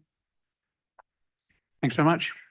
Couple of questions, and initially aimed at John and Carolyn, but if anybody else has got contributions, I'm happy to take those as well. Firstly, what's the situation regarding sandbags, especially in an emergency, and who, are they available? If so, where from? If they're not available, why not? And how could they be made available? A couple of other things. You talked, I think, Carolyn, about well, it's the household responsibility at the end of the day to take the necessary precautions for their property, which I'm quite happy to accept that. I just wonder whether there's an opportunity to do something proactively, given that we've said we know where the flooding is, and which properties are typically affected. Could we do something proactively to say, okay, to go to Marsh Benham and say, okay, by the way, there's been floods here for the last X years that have affected, this house, this house, this house. We happen to notice, you haven't done much so far. It's something that you really ought to think about, so trying to be proactive really about, encouraging people to take responsibility for their property. I mean, there might be reasons why they can't or why they weren't aware. So those are two, and then, but Shelley as well, if that's okay. You mentioned you'd had a session, I think, in East Shefford that had been useful and provided you with lots of information. I wonder whether you've had other similar sessions elsewhere, and if not, perhaps you could, especially in areas where there are significant problems: Hampstead, Norris, Walton Way, Pike Street, Newport Road, Purley, for example. Those people there, I'm sure, would have a lot of valuable information for you. Thanks. I'm going to start and then John may chip in. So on the sandbags, we do have a sandbag policy, which effectively is we don't provide sandbags. I can't remember exactly the date that it was approved, but effectively we don't.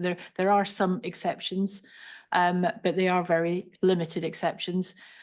The reason for that, I suppose a couple of fold, but the main one is they're not that effective. That is basically it. If they're not put in place sensibly, sensibly is not necessarily the right word, but effectively, you need a lot of sandbags to actually protect your property, in full. And actually, they are not that effective, and they are a filtering system of dirty water eventually getting in. You're far better to get proper property level protection put in place. So if you're at flood risk, there are loads of companies. There's the National Flood Forum has got a website page that has got blue pages, which has got lots of property level protection, whether it's things that you can put over your air bricks, whether it's door guards, gate guards, whatever it is. There's a lot of pumps. There's lots of things that are on that, depending on what the cause of your flooding is likely to be. There are different outcomes that you can get, and they are by far the better thing to do than sandbags.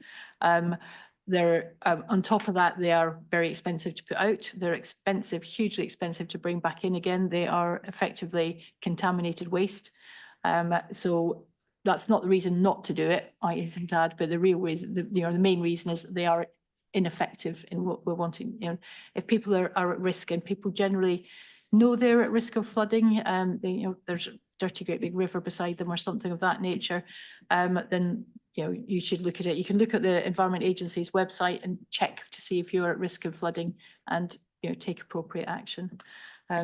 I don't know if there's anything else to add on that. Yeah, on the property level measure, no, it's a really good point about the proactive contacting. After the 2014 floods, we took advantage of government grants and got in touch with all the areas that flooded, and we gave out just under £500,000 worth of grants to those who were implementing property level protection. We've also had some good projects in Padworth, Purley and Lambourne, where we've gone out and worked with the Environment Agency to identify flood risk areas and implemented property level protection. Not all property owners want it, which is always a little bit of a surprise to us, but that's the fact of the matter. So we can't force it on people, but there has been some really good schemes in the district, but it's not something that we should get complacent about. And you know, there's always more that we can do. Any other comments on that? The Lambourne drop-in session, the East Shefford drop-in session, which was held in Lambourne, was very successful. We've done drop-in sessions across our region for various locations for various reasons. I find them really helpful. It allows multi-agency presence in the same place. So the Lambourne one, we had John Winstanley there, and we had Environment Agency representation, and it shows collaborative working.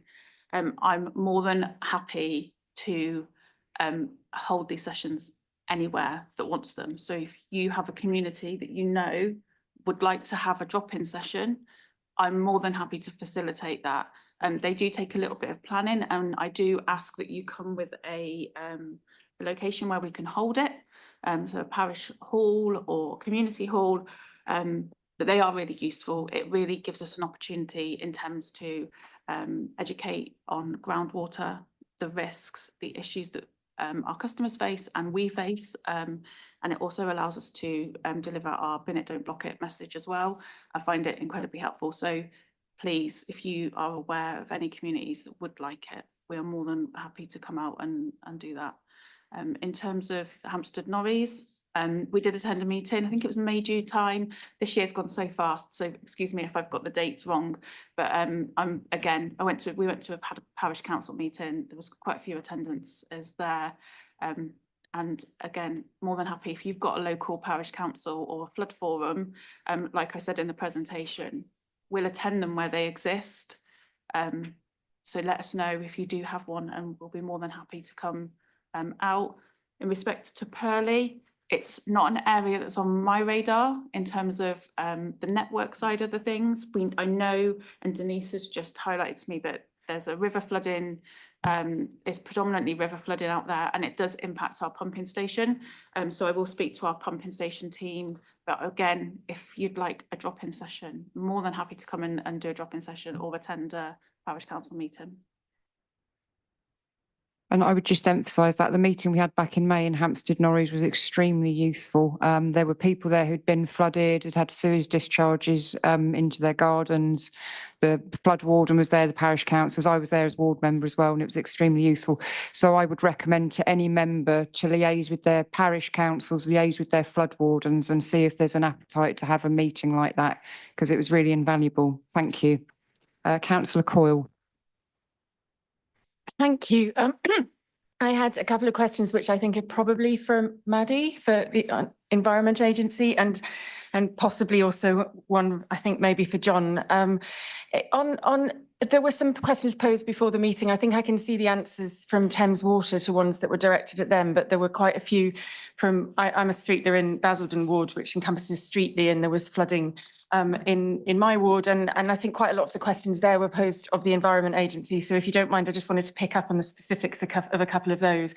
The first was about the flood warnings. My colleague has mentioned those. There was quite a lot of comment around the idea, the fact that these aren't seen to be adequate, that they come, I think the comments were that they were too late after the flooding already occurred, and there was a request that they should provide predicted arrival time of peak flood levels and updates over the predicted height of the peak flood level over a 12-hour period. I think residents' perception is that this is information that's available to the EA but not shared more widely. And I don't know whether you could just address whether that's the case. And also just linking into that, you mentioned that there's a new flood warning system with a new provider, and that would be an improvement. I just wondered if you could set out a bit more what that improvement is and whether it actually chimes with any of the things the complaints that people have made about the current system? Yes, absolutely. Thank you. Sorry, could you remind me of the first question again? Yeah, sorry, it was my fault. I ran on a bit. So the first question is, people were saying the warnings are coming too late, and they say that they'd like to be told of the predicted arrival time of the peak flood and also the predicted height. And their perception is that that's information that is available generally and isn't shared. Yes, so the information that we have models that come out of, I suppose, a computer system where you program in the information and it, out the other end comes what the peaks will be. Like all models, it's useful but not perfect, and so we do a lot of work ourselves to look at what the peaks might be by using our experience of what happened before and the data. Normally we have a +7, -7 centimetre tolerance, so we're talking at least 14 centimetres we could be out on the peaks. And we think that sometimes our models are as far as 24 hours out on the times of the peaks. So the information that we have to share isn't high enough quality, and I feel it would be misleading to share with them at that stage. Obviously, we're always working on improving that, but at the moment, I feel it would be misleading to include that, and it might give them false reassurance. Okay, so because you mentioned modelling in the bit before, so is there ongoing work to improve the modelling then? Yes, so there's a national project which is measuring the performance of all of our models, and that's who I asked about this question to say how are our performances on the Thames, and our performances in terms of peak timing are not as good as I'd hoped. So that's an ongoing project to do that across the country and to try and bring them all up to a good standard. Thank you.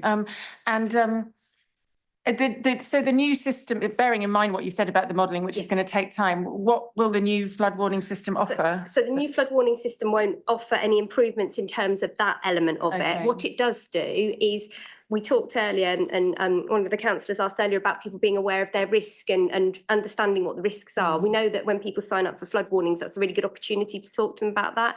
We know that the current system is a little bit confusing, might be unclear what the difference is between alerts and warnings. So they've been doing lots of work to try and, that's our opportunity to say to people, this is your risk. And so then they can have a plan to put in place for when they receive the warning. So that's the benefit of the new system. Okay, thank you. And just one other completely separate question, which was just about clearance of the waterways. Again, this is specifically the Thames, because one of the issues obviously that contributes to the flooding is where there's lots of debris. And there's quite a lot of very small sections between locks in this area. And I just wondered if there are any plans for clearage of debris. So we have an annual maintenance programme on the Thames in the same way as I referred to on the other rivers. It can be really challenging when levels are high, especially when debris gets stuck on weirs. You'll have seen the large logs and sometimes boat debris that get stuck on weirs. That's been particularly challenging for us to clear while levels remain high. We've done our best. You'll see lots of clearance has taken place. With the smaller bits of debris on the Thames, it tends to, when a big Thames flood happens, it tends to clear a lot of that. So it's about focusing our resources where it makes most difference in terms of the impacts of the flooding, and seeing if we can do that before we're unable to clear it because levels are too high again. What really does help us is when people report blockages to us. I take it everyone has our emergency line, which is 0800 80 70 60, and that's our 24-hour emergency line for people to report blockages on. During an incident, we will then consider on a risk basis what we need to clear and what we can safely clear as well. Okay. Thank you, that's very helpful. And sorry, just one question. This is more about drainage on the highways, John. And I'm sorry, because I feel like this is become a bit of a pet project of mine. But I just wondered, I think that there's two issues. One is whether we've got any plans, or maybe Stuart, to revise how often we're clearing drains, because often you go into the system and it says, well, the next clearance is like a year's time, and then residents are often very understandably upset about when the next time is going to when that's going to happen. And the other is just about landowners, because I wondered what work we are doing or plan to do with landowners, because a lot of the time, the things that they're doing, I'm talking mainly about farmland in rural areas, that is contributing to the amount of water that's ending up on the highway. I'll mention it, Dred, and I won't defer to Paul on the landowner side of things. But at the end of the day, we have a budget for drain clearance. We have sort of routine clearance of drains, which is done on a risk-based approach.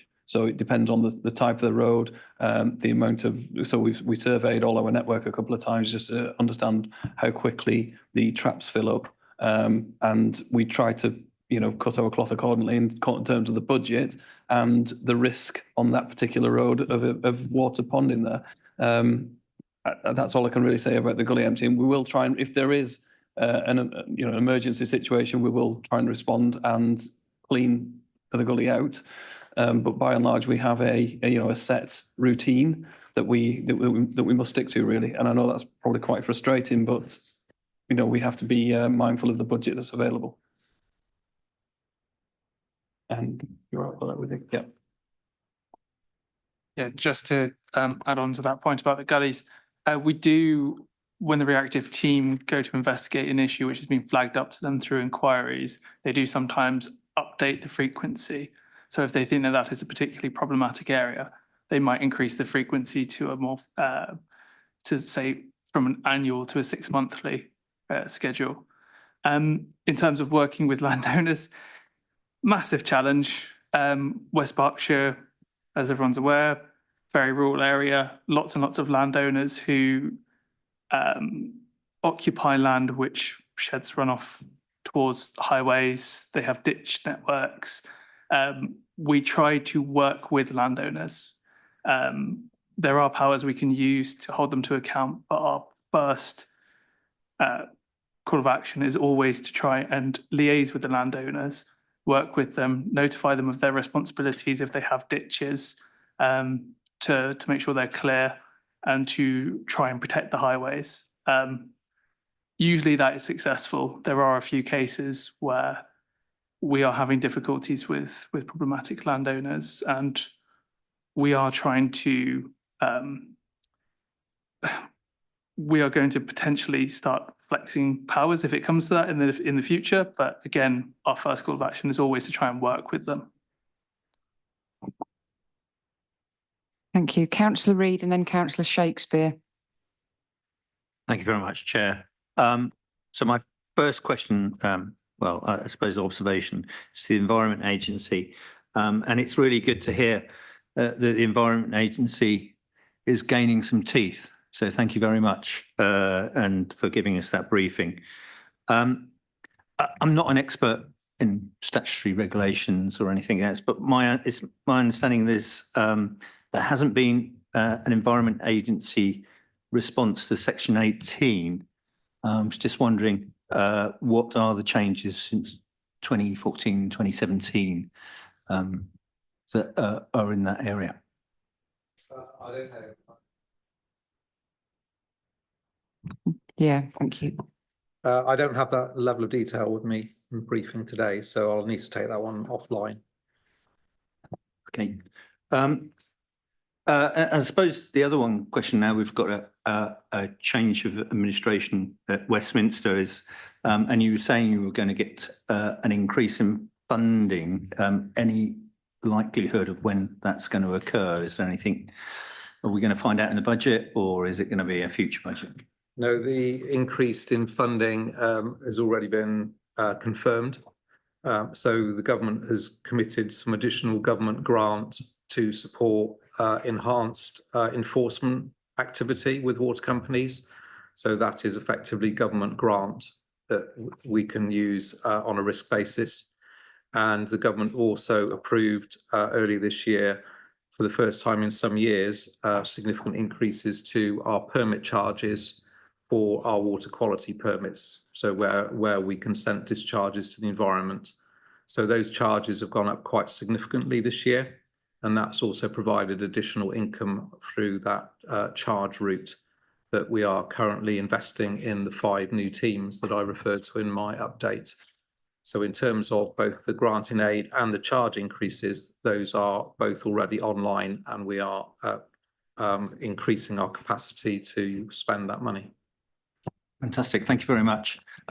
Just moving on to riparian rights, which I think it impacts both West Berkshire and Environment Agency. In my ward, we have a much used ford, Bucklebury Ford, which is often, well, this year has been pretty much unusable We've been losing about 2 cars a week in there with hydraulic rock because people do not understand the depth indicator. Apparently, they confuse feet with inches, which is rather unfortunate. I think the neighbours are a bit fed up with being asked for a tractor or seeing the AA recovery lorry going past, waving at them. It's my understanding that Ford can become more usable by obviously dropping the water level if the riparian owner downstream maintains the river bed and by lowering it and causing an increase in speed across the ford, that will drop the water level. Is there any chance of enforcement on being able to get that riparian owner so that we can actually get the ford back in use again? That would, I think probably, I mean, if it was doing work to the river, I suppose that would be something to approach the Environment Agency. From a highways point of view, safety would be our concern. So we would look at it from a signage and an information sort of perspective. I mean, the ford is the ford, you know, if the depth gauge is at such a level, then people shouldn't attempt to cross it. But in terms of looking at works on the to the river itself to try and improve the condition of the ford, I think that would probably be something to approach with the Environment Agency. But I'm not sure what priority that would be given. That, you know, other than to look at the safety aspect of the ford from the signage point of view. I think the signage is good. It's been reported there's been a few signs unfortunately disappeared, but fortunately the council has put them back quite quickly when I raised them. So I think it really is works on reducing the water level, considering that I don't think we're going to be getting less rain in the future. We've spoken about that. I think it's going to be more. So any works like that would require a flood risk activity permit. Require a flood risk activity permit to obviously evidence that it didn't make the risk worse elsewhere. And that would be for the owner to submit if they wanted to carry out those works, and for then one of my teams to review any evidence that came with that. They'd need to provide modelling and so on to evidence that it didn't transfer the risk elsewhere. Okay, so it'd actually be the landowner rather than the council saying we'd like access back to this ford again. It sounds a little bit count because the landowner is going to go, oh no, I couldn't care less about it. Sorry. Yeah, well, we would have to look at that in terms of our highway programme and how we would deem that a priority. For the investigation? Yeah. Okay. Yeah. All right. And with the chairs, one last question. This is for Thames Water. Obviously, being a ward member, I am a voice to the community, and I have actually got quite a strong email from Stanford Dingley, from the chair, on behalf of the people there, and with permission of the chair, I'd like to read it out. So every winter, almost every heavy rainfall event, the residents of Stanford Dingley suffer from raw sewage running through their street, making it unsafe to travel, threatening ingress into houses in the village centre. Village residents have to work through the night manning pumps to pump the sewage off the road onto nearby fields with the landowner's permission.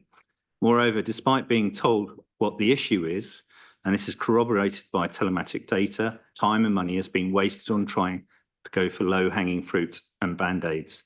The overflow from the sewage invariably finds its way into the Pang, pristine chalk stream running through the village. Thames Water has been evading carrying out meaningful action in the village for many years, bobbing us off with account managers and gateway staff who can provide no meaningful joined-up plan or information. The sewage spillage is reported to the EA every time. We have a number of vulnerable people in our village, and also there is a much-loved pub in the area, just close to where it started, and undoubtedly their business has been impacted. But it is a matter of time before someone becomes seriously ill or worse as a result of this. Moreover, and as we've spoken about this before, the mental impact on the affected residents should be underestimated. He goes on to talk about the statutory duty, which we're all aware of in this room. So it was good to see the response by Thames Water that Stanford Dingley hasn't been forgotten out in the report. However, I do fear, as the residents and the parish council of Stanford Dingley, that we've heard this all before. Can Thames Water give us some assurance that actually something effective will now be done? So with Stanford Dingley, it's a very special area in terms of we need to have high groundwater levels and we have to have rainfall to see anything that goes into our network. We have got sewer depth monitors installed at various locations. Stanford Dingley, as you may or may not be aware, suffers with poor internet signal connections, and that's we rely on our devices rely on that to get the data back to us. We are looking at alternative ways installing aerials on our monitors to improve the signal strength. It's also unique in when we do look for the problem in the network, so the groundwater and the rainwater getting into the sewer, there's a sweet spot. It will be there 1 minute and then the next minute it is gone. So we have to be out there at the right time, on the right day with the right amount of rainfall and the correct level of groundwater. We haven't forgotten about it. We've been there, we've done some lining works. I can't tell you the exact amount of lining we have done in that area. I can get you that information and I can pass that over. There's no problem with that. We have done lining works. We've got a storm tank out there as well, which is it supports the flows that go into our pumping station. We are sealing that storm tank. We've had issues with sealing it because groundwater levels and the rainfall that we've had over the summer has meant that the levels have remained high in the storm tank. So we've partially lined it, and we hope to go back out there and continue that lining works. However, we might have missed the window of opportunity because of the rain we've had during September, and the groundwater levels are rising, and they are rising at a rapid rate. And we can't work in a network that is full of water. We do put tankers out in Stanford Dingley, but the last winter, winter 23 into early 24, was the wettest winter in history. We had high groundwater. That together just meant that our resources were stretched, and we have to prioritise where we're going to deploy our tankers and our mitigation. We haven't got tankers for every area, and I really do wish we did, but we don't, and that's the reality. Stanford Dingley wasn't forgotten about.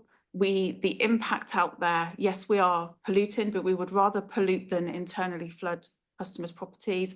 We know that the customers out there do have flood protection on their properties, and we do go to the flood forum meetings pretty much all the time.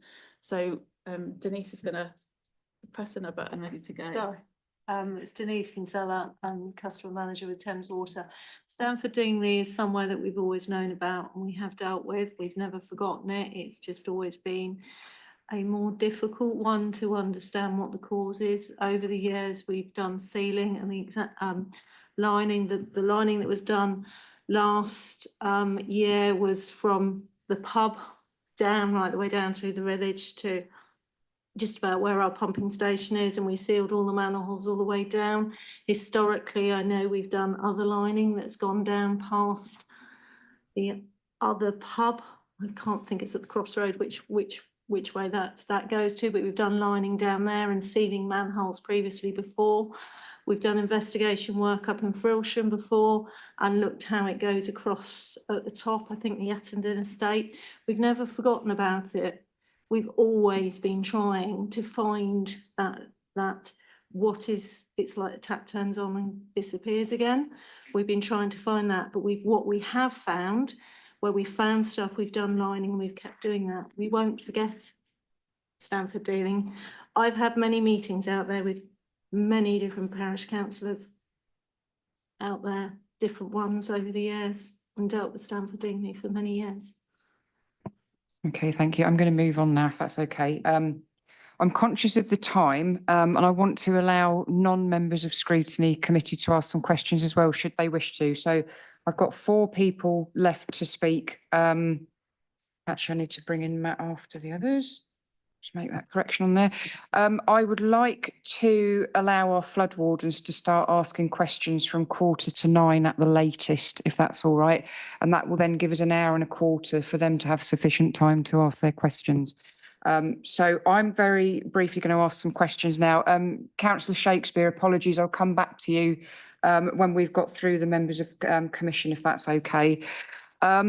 I'm very conscious that a lot of people move into houses and they are given conveyancing documents that don't necessarily include all the information that they need. So I've looked at some conveyancing documents in East Ilsley this week, and it tells people they've got low to moderate risk when they've got, to my mind, a much higher risk than that.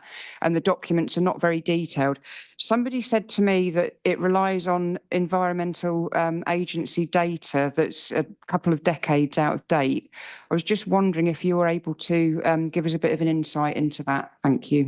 So that was the new mapping that I referred to, which is coming next year. So the new national mapping is indeed a couple of decades out of date. In some areas, we have more detailed mapping, which has been carried out, but the new mapping nationally will be available from spring next year. We do also get quite a lot of queries from individuals who are going through conveyancing, who we help with more detailed data. Great, thank you. I've also been asked by somebody, will you accept citizen science testing of water quality? Will you input that into your systems? So we do welcome citizen science information, particularly working with catchment hosts, etc. And there are national projects looking to develop citizen science further. So from our current position is that we've got our core environmental monitoring information, which we focus on to use, for instance, on our classification of river water quality. But we also welcome and look at additional data to supplement that, which often comes through citizen science routes. So yes, we do welcome it. But again, I think the future challenge is, given the volume of it, how collectively do we best manage that evidence and bring it into collective consideration in terms of catchment planning? Thank you. And can you provide reassurance to the public that you liaise with the Canal and River Trust? Because obviously we've got a problem in central Newbury with the confluence of the Kennet River and the actual canal itself. And last winter, the volumes of water that were going through were pretty heavy, and it was non-navigable. So do you liaise with them as well? Yes, we do. We do multi-agency work with the Canal and River Trust. I didn't have details about that, but I do have details about the Burfield assets. Obviously, they operate their assets in the usual way. We're here to provide advice if they need it. My operations team said actually they did an excellent job of operating their assets in Burfield last year. They're generally experts on operating their assets, but we're here to provide advice should they need it. Thank you. And just a final question from me. I'm aware that sluices are all owned by different people. Some of them are mismanaged and abandoned. And I understand there used to be an organisation that would oversee the management of the sluices and make sure that everybody was maintaining them. Is there any such organisation now, or are there plans to try and improve the management of that in the future? Not that I'm aware of. That would be a policy matter. We do, again, provide advice to owners of sluices and assets. We often talk to them during incidents if we feel that we've had feedback that they're not operating them appropriately. It is an ongoing struggle, especially with assets that become abandoned and orphaned, where they don't have anyone who we can speak to about them. Thank you very much indeed for that. I'm going to go back now to Councillor Amatharaj and Councillor Pattenden, and then we'll go to non-members. Thank you. Thank you, Chairman. In the interest of time, I will point my questions to Thames Water, but before that, I'll just make a point of observation on the Section 19 report to John. John, I would come back to you separately for the Section 19 report for affecting my ward, Speen for the Lambourne and Kennet River, which representations I've given you. But one point of observation in that one is the upper Lambourne breach near the Deanway. The spout ditches are breached and causing widespread flooding and then blocking the subways. You know, last year there's been distressing scenes where children to Trinity has to cross the A339. So just on the point about ditches breaching, from the rivers breaching into the ditches. So we have to look into that perspective. And then another observation to Environment Agency, Mr. Willis, and your question, Mr. Chairman, on the sewers maintained by the private landowners. So it's in one of the flood forum meetings last year, the Environment Agency representative mentioned that they will look into the cages maintained by the private landowners, which are not under control of the Environment Agency, because to coordinate their response, I think that would be a welcome one to engage with the landowners to see how that can be coordinated. Now, questions to Thames Water representatives. First of all, thank you for your offline responses. I think most of our questions and most of them are satisfactory, but I just want to point out to your response on the compensation one. You've given a response to say that for my question on the compensation for customers impacted by the sewage and the flooding in their gardens, and the maximum they can get is £1,000. And then for the sewage, the maximum is £500.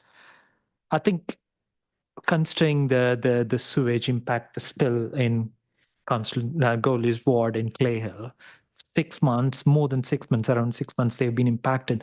For them to receive this message that they are only eligible for a maximum compensation of £1,000 or £500 is really, really unremarkable, and it's like a slap in the face. It's like not good, because considering that it was Thames Water not able to fix the problems. So that's number one on the compensation.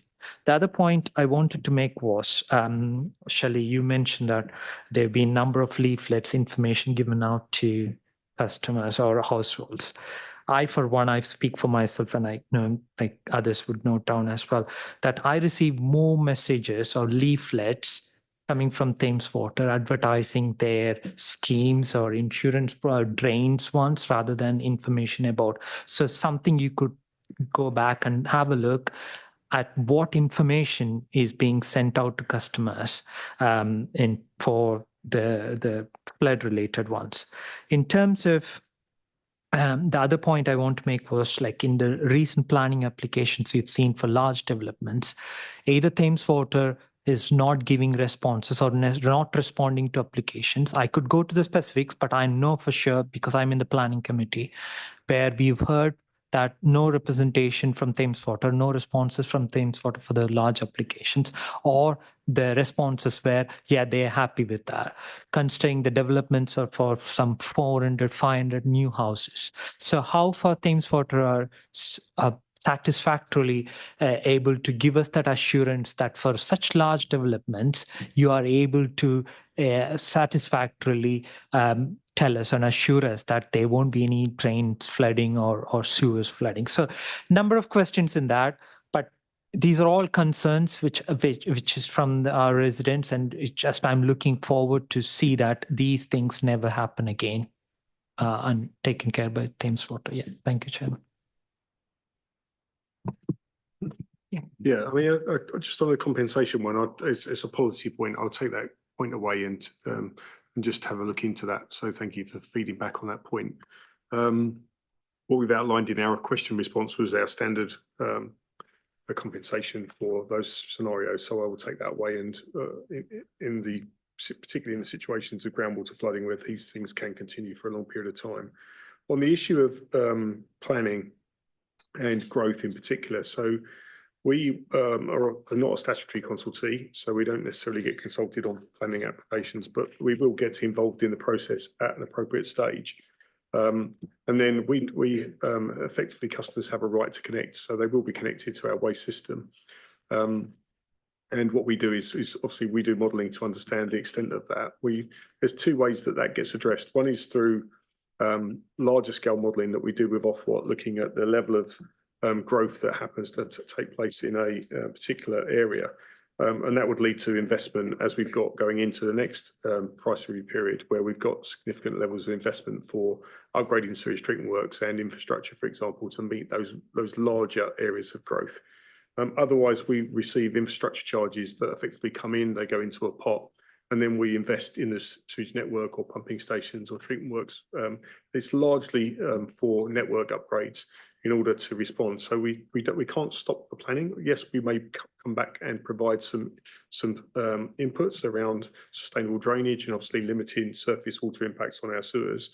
But other than that, we would look to model what is the implications likely to be on our sewers, and therefore, and what would we need to do to upgrade them. What I would say is that in areas like this that are heavily impacted by groundwater infiltration, what we can't do is say we need to upgrade this pipe, from a 2-foot pipe to a 10-foot pipe to allow for all the infiltration that's in. We can only upgrade it based on the effect that development has on the pipe, and therefore the challenge becomes is that you'd rightly turn around and say, well, why would you allow properties to connect to the sewers when they're already surcharged? But the customer has a right to do that, and therefore what we need to do is, as we're doing, and it's a long-term project, is we need to solve infiltration, but we need to solve that in a number of ways. One is we need to line and protect our sewers. Secondly, we need to work with the other responsible agencies to make sure that we stop flooding in the first place, and that's very difficult, particularly in chalk stream areas. And thirdly, we need help from customers, because, as we've talked about today, in a lot of instances, we are getting surface water being directed into the foul system, and that is contributing to the overloading. So this isn't just an issue with Thames Water assets, it's an issue with infiltration into private assets, but also where we've got things like basement properties or people's land is flooding, and therefore water is getting into private manholes and into the sewage system as well. And we've got to solve all of those problems if we're going to get on top of these issues. What we can't do in the meantime is we can't prevent people from putting forward their planning applications and obviously developing in these areas. We don't have powers to do that. Okay. Councillor Pattendon. Thank you. Yeah. Question for Thames Water. From the, let's face it, pretty bleak picture that Mr. Willis painted of the Environment Agency's assessment of Thames Water, and I mean also the pretty well publicised precarious financial situation that Mr. Lehman also alluded to, what that really demonstrates to me is essentially the total failure of privatisation of the water industry. And that was why the Liberal Democrats proposed that Thames Water be put into special administration using a public benefit model where profit is not put above the environmental goal. So I'm wondering what your view is of that, and also your thinking about the potential impact of this water special measures bill that's been proposed. Thanks. I'll try and comment as best I can. I mean, I guess, I mean, I've been in Thames Water since before privatisation, so I've been here for a while. I'd like to think that it's added real value. It's certainly directed more investment into the water industry than maybe otherwise wouldn't have. I think one of the challenges we've had, and I think we've said publicly that there's been a lack of investment over the last 20 years or so, and I think that's right. I think that's for a number of reasons. One of those is because we've been, the industry has been looking to keep bills down, and that's driven a situation where we've underinvested to a degree. And we need to put that right. Unfortunately, what that's meant is we've got a significant amount of asset debt that's built up over decades that we now need to address. And at the same time as having to address that asset debt, we've got the situation where we've got we're being challenged to improve quality, to reduce the number of spills to the environment, etc. And certainly public perception has changed over that period of time, and therefore maybe over the last, say, 10, 15 years, for example, there was much greater focus on leakage, and that's where a large part of our investment was on the water side of the business. And now that's really gone shifted totally over to the waste side of the business, and rightly so in terms of improving river quality, stopping pollutions and sewer flooding. So, I think privatisation has been a positive thing. I think there is a need to change the way that we are regulated and the way that we invest in the industry. I think that's been needed for some time. I'm feeling optimistic that that will get addressed in due course, and you can see from the level of investment that we're trying to make in the next period that we're trying to right that. But we've also got to temper that with the fact that we, you know, customers, it's a difficult period for customers at the moment, and we're trying to do that in a way that's responsible, because you know, we're conscious that that's going to lead to a significant increase in bills. We're trying to obviously avoid going into special administration. We're working very hard over the next few weeks to secure the investment that we need in order to take us forward over the next 12-18 months whilst we go through that process of getting our final determination in place and then starting work on the next 5-year period. And we recognise as well that we need to be held to account, and Dave does a very good job of that, and rightly so. You know, we take our responsibility very seriously, and you know, we expect to be held to account where our performance isn't where it should be. Yeah, that's all I've got to say. Thank you. I'm going to move on now to non-members of scrutiny, if I may. Councillor Shakespeare, thank you for your patience. I realise you've had your hand up for a while. If you can still hear us. Yeah, absolutely, no problem. Thank you. So whilst it's disturbing to, I'll see if I can put my camera on. No, that's host has stopped it. So sorry. Whilst it's disturbing to hear from the EA and from Councillor Reid about the ongoing sewage dumping in the Pang, my question to Thames Water is on roadworks. Many thanks for your written response to the original question about roadworks, continuing unauthorised roadworks in Pangbourne. I was surprised that you compare the 3 fines that you received just in the little village of Pangbourne to the 2,647 sets of roadworks you carried out across the whole of the Thames Water area. It seemed a little sort of dismissive of the trouble it causes for residents. So you obviously correctly have the right to close roads without consultation in an emergency. And if you'll allow me just to paint a little picture, on the 18th of September, Thames Water put lights on the A329 major road with tailbacks in both directions. Work didn't start until 16 after the lights were in place. So this is an emergency, and you're causing disruption, and work doesn't start for 16 hours. Just as that work was starting, just as that work was starting at one end of the village, at the other end of the village, you put another set of lights, emergency lights on the A340. It was complete gridlock, absolute chaos. The emergency in this case was first reported over a year before. So is it an emergency? You'll see that many people may think that you're using your emergency powers to do regular repairs with little or no consideration for the effect that it has on people and businesses, your customers. So my question is, on the website, you say that you have a 12-hour emergency response window. So for your emergency permits, what percentage of those emergency permits are for faults that are first reported within that 12-hour emergency window? And I'm very happy that you don't have the facts with you. If you do, I'll be very impressed, and this will be the first time that Thames Water has impressed me. But if you could respond or perhaps come back to me with an answer for that, that'd be good. Well, sadly, I'm not going to be the first person from Thames to impress you, I'm afraid. So no, I don't have those stats, but they exist, and I can certainly provide those through whichever process you need. So that's absolutely fine with that. I did, and my apologies if it came across as dismissive. I think the point I was trying to make was we permit to work thousands of times a year. The prosecutions, 1 is too many, our 0 is our aim, are a handful. That was the purpose of the kind of 2 comparisons. So I take your point that I've compared one village with a larger work area, which doesn't necessarily make it feel that way. What we do though is suffer a lot of penalties related to the fixed penalties. So this is where our compliance to the permit is not as good as it should be. And that means we do late starts. It could be an hour late or it could be 4 hours late, but nonetheless, we've got a compliance challenge with our fixed penalty networks. We've just implemented a new job management system, and we've got some developments on that at the back end of this year, and I think it's October, where it's going to automate much of that.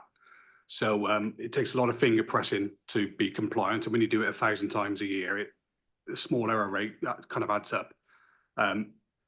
So again, apologies, did not want to be dismissive. Related to the events, yes, I was made aware of that. Did you say it was September? Yeah, 18th of September. The first lights went on the 18th of September and the work started on the 19th. Yeah, so I was made aware that was escalated to me at the time. Well, I think it was a day or so later, and I think it might actually been from one of the local councillors at the time. Right, okay. And that was subject to, we call it an SIR, we call it a senior incident review, because whilst it's incredibly frustrating for traffic users, and I'm one of them, and I get as frustrated as anybody else being caught in traffic lights, it could be quite dangerous. So when we call such tailbacks at one end of one road in and another end of another road in, that's when people take chances on red lights, because they get annoyed and they're waiting for an hour, etc. So we've, if we haven't held it, we will hold it, an incident review. We do believe we know what the problem was, and it was a coordination error on our part. And we did put an emergency permit in for both areas, but I haven't got the feedback. I can give you a summary view of what that looked like after, if this would be okay to wait. I don't know whether that review is taking place. And one other point, just on the emergency permits, our preference is to, where we need to get in quickly, and for those who know the street works process, is to apply for a permit in its normal structure and then ask for an early entry. So the normal process will be, we'd like to come in the next 7 days and do X. And then a conversation with the streetworks team would be, I'd like to actually come in tomorrow. And that's all agreed or not, as a case may be. The reason we do that is because we can plan our work more effectively. We can get more out of our resources on the ground by working in that way. The emergency process that you're referring to is used quite a lot for emergency leaks. It's not in our interest to use it as more often than we need to. Again, I'll get you the data. I'll demonstrate to you what that data looks like. Again, it's a reassurance. It is, the emergency permit is there to repair leaks that's causing damage, threat to life or limb, or going to challenge water supplies in the area. In Thames Valley, unfortunately, challenging water supplies in the area is often a big concern. So that's why we do get in as quick as we can to repair some leaks. But again, I'll get the data for you. Thank you. I appreciate the following up with that. Thanks. Right, thank you, Councillor Shakespeare. Councillor Gawley. Yeah, thanks, Chair. As the Highways portfolio holder, I can absolutely echo the comments that Councillor Shakespeare has made. And Councillor Shakespeare is not the only person to make these comments about Thames Water's roadwork contractors, and many contractors I think you utilise to do it. It is one thing that does fill my inbox up, probably slightly more than potholes. And it's not good for your reputation. It really winds people up. You know, if you think about what your service provision is, it's water, which pretty much everyone uses, and roads and being in roads, which a lot of people utilise. It's really not very good, and it does cause mass frustration. And unfortunately, the council tend to get a lot of the first wave of frustration because people believe it's down to us, and a lot of the time it's not. I've had several instances outside my own house where Thames Water have dug it up and under an emergency, and again it was reported about 6 months prior to that. So it's got to get better from that perspective, please. I had a couple of questions quickly, if that's okay, Chair. One was around some of the answers to the questions in the prepared presentation, which I thought were really good. So thank you for preparing those for us tonight. It was parochially in my own ward, so I'll take a bit of liberty with that, if that's okay, please. One of them was around the surface water outfall programme. I'd be keen to explore what that looks like in a bit more detail, and whether or not we can utilise it in places like the North Brook at the back where one of your outfalls is, where it's culverted. So I'd be keen to touch base on that, if that's okay. And off the back of that, the kind of citizen science and the safaris that you do as well, and I see you provide funding for that. So again, it could be a good opportunity to get the community involved. To be keen to find out a bit more about that, if that's okay, please. My kind of main question after those two was really around going back to the development topic. I believe under the last government there was draft legislation under the Water Industry Act, the Section 106 element about the automatic right to connect, and I believe there was draft legislation around changing that to not necessarily make that the case, but obviously that fell on deaf ears under the previous government. In light of the new government's plans to develop further, I do echo the concerns from residents, especially where like 70% of West Berkshire has some form of development restriction, that tends to push it more towards already heavily urbanised areas. And we already see challenges at Station Road in Newbury, you know, as a critical pinch point, as well as many others. So what do you think is happening with that legislation draft that was, I think, stuck at second reading? Any clues on what the government may do next with that? I'll take the second point first. So you're right in what you've said. I'm not aware off the top of my head whether or not there's plans to look to push that through again under the new regime. So I'll take that question away if that's okay, because I haven't got the ability to answer. On the first point around storm overflows, so just to outline, so we've got £800 million that's built into the plan of work for the next 5-year period. Essentially, we are required to reduce the number of storm overflows. So we have a challenge to reduce storm overflows by 75% in high priority water courses by 2035. And then that builds as you go forward to 2050. So we're working through a piece of work to understand where do we do that work and where do we invest. Some of that work will be done in West Berks area. I've included in the slide pack, which we'll share with you afterwards. I think we've shared with some before. So that's got the details of the schemes that are currently proposed. So that will give you a bit more detail around which sites will likely attract that investment. But we're very much over the next 18 months working through that detail to understand how do we solve the problem of the storm overflows and discharges in that catchment, and what's the best, most efficient way to do it? Is it to increase the sewage treatment works? Is it to do stuff on the network in terms of lining and sealing, etc.? Or is it to look at nature-based solutions and other things? So we're looking at all of those different permutations, but I think it's fair to say the majority of that investment probably won't take place until later in the next 5-year period. So probably from years 2 onwards, rather than, because say the first bit is the study to get to the bottom of what is the right solution. And alongside that, we've got huge amounts of investment going on in the National Environmental Programme and our compliance programme. So again, we've got to time that investment for our supply chain. Thank you very much. Councillor Hooker. Thank you, Chairman. Just an observation. I was concerned tonight to hear both West Berks Council and Thames Water are preparing for another 2014 flood situation. In 2014, West Ilsley was in my ward. Since the boundary changes, it now sits with the chairman. But in 2014, West Ilsley had no sewer service at all because of the flooding issues. And 350 people, for a period of about 6 weeks, were on Portaloos. In 2024, this year, Great Shefford flooded, which is in my ward, and 6 or 8 homes were flooded, and they had no sewer service, and they were going to neighbours and one thing and another, and some of them were old and disabled, but that's unfortunate. The flood warden was desperate to find Portaloos for those people. And she made contact with Karen Nelson, I think you'll remember, and Thames Water turned around and said, it's not our priority. I got in touch, and the flood warden, Linda Bowden, with West Berkshire Council, looking for Portaloos for Great Shefford, and there was very little, if any, funding. Very kindly, Mr. Winstanley did provide 1 Portaloo. The other one, the flood warden, and don't forget, flood wardens do this for free. They're in a terribly stressful situation. They come under enormous amount of pressure when something happens in the village regarding flooding issues and certainly sewage.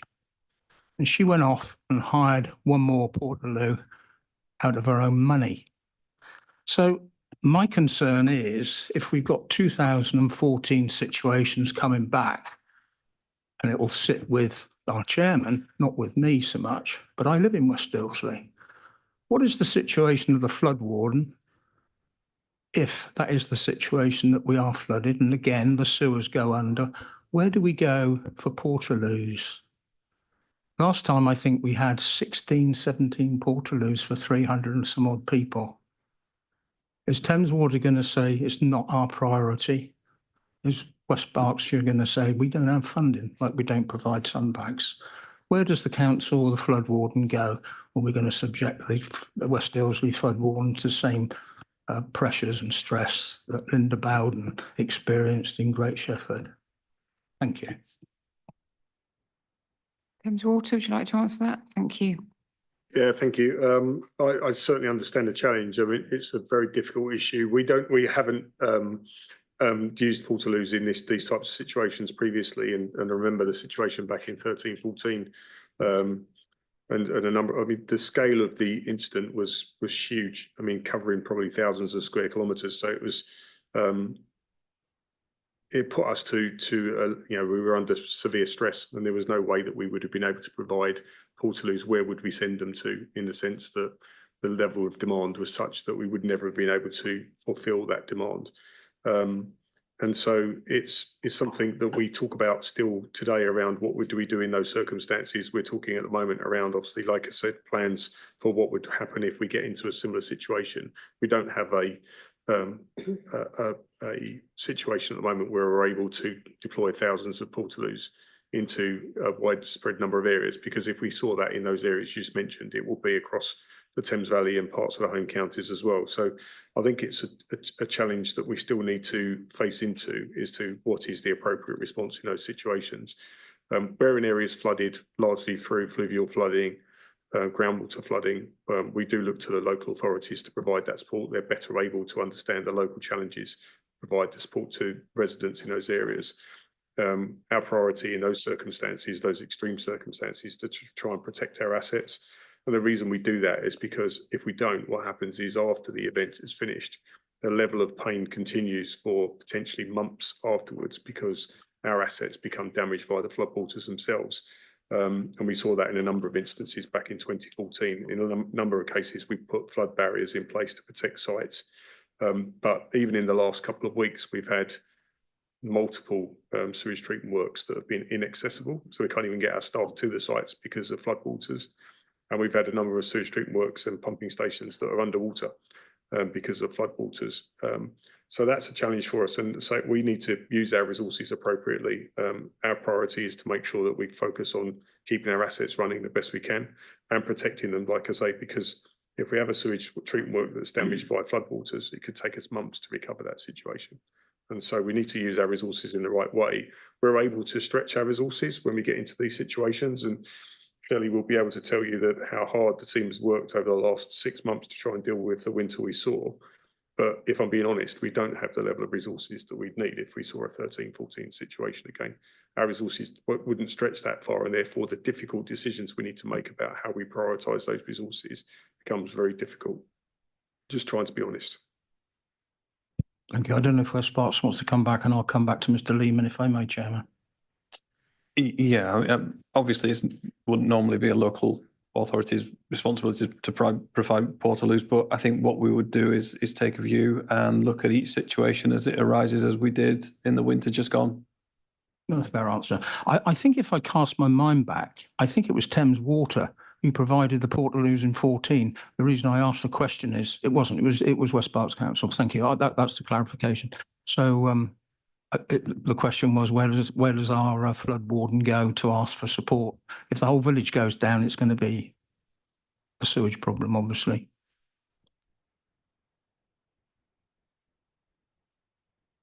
I can't really elaborate on what I said, Councillor Hooker, but we would stay in touch with the flood warden and look at each situation as it arises. No, that's a good indication. Thank you. We might have to buy some spades, Councillor Hooker, and start digging some holes. Can I just clarify, Mr. Lehman, did you just say you haven't got the resources that you had in 2013-14? If we have a similar situation, that was quite concerning. No, we've got similarly probably more resources than we had, okay. And I'd like to think we're far more organised. But yeah, it's not a case of it's the ability for those resources to stretch.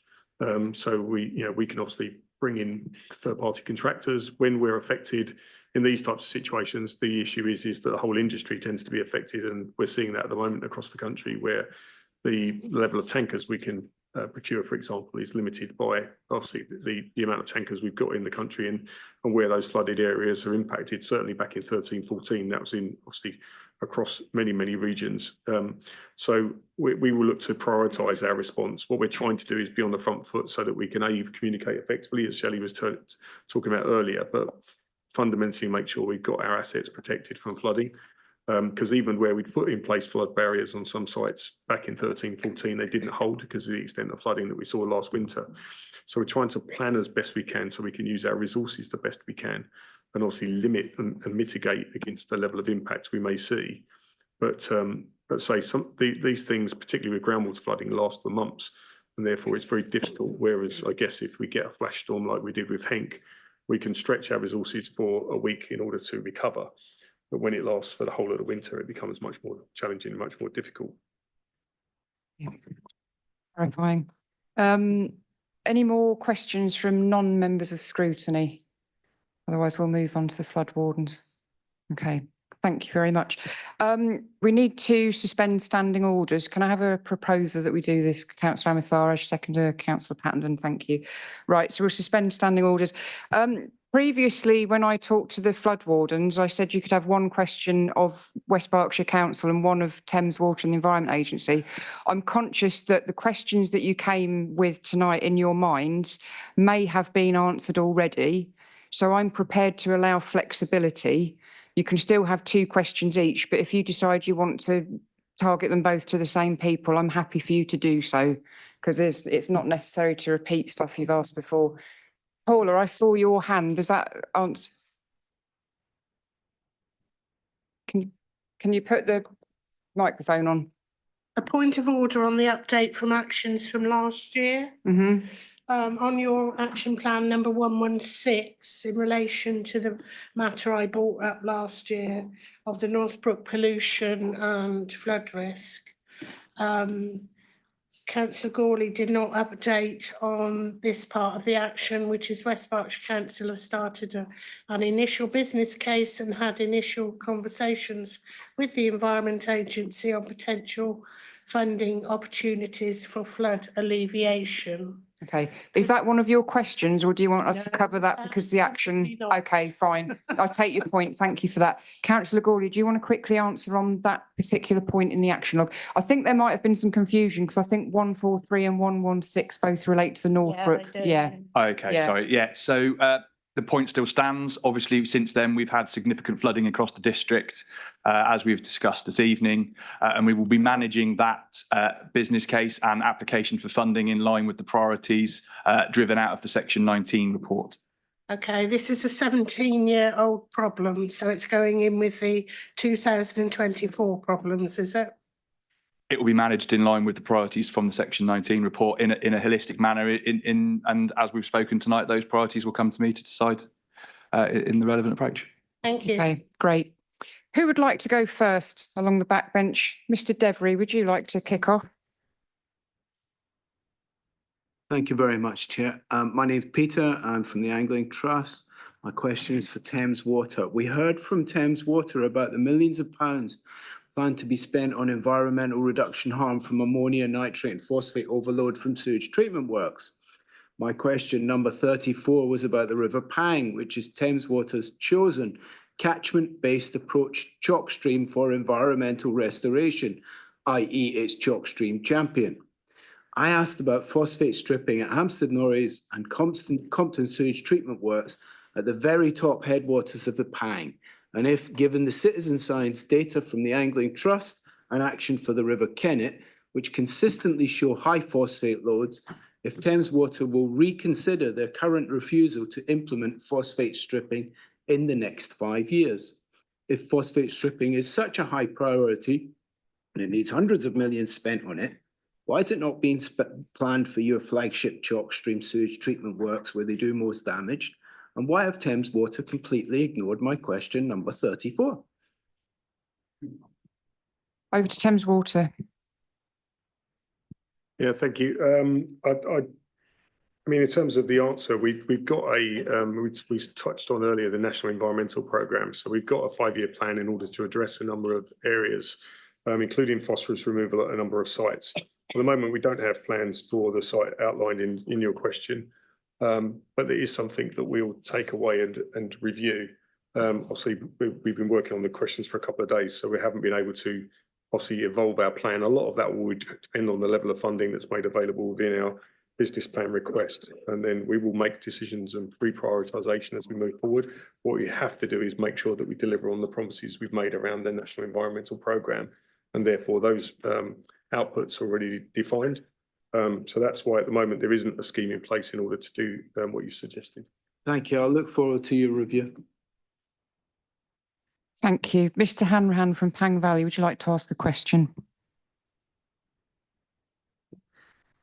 Thank you, Chair. So this is for Thames Water. Denise, Shelley, thank you for your response to Councillor Reid on Stamford Dingley. And you repeatedly said Stamford Dingley hasn't and won't be forgotten. So in Thames Water's response deck, I must point out that the work done stops for Stamford Dingley in 2023, i.e. nothing of substance has been carried out or achieved in 2024. You say you've been to many meetings in Stamford Dingley, but I'm the chair of the Parish Council of Stamford Dingley. I haven't been able to get a face-to-face conversation with anyone at Thames Water since November 22. That was the last formal meeting anyone from Thames Water had with us in Stamford Dingley, almost 2 years ago. So I'd hate to think you were exaggerating the level of attention that Stamford Dingley has been given to the Scrutiny Commission.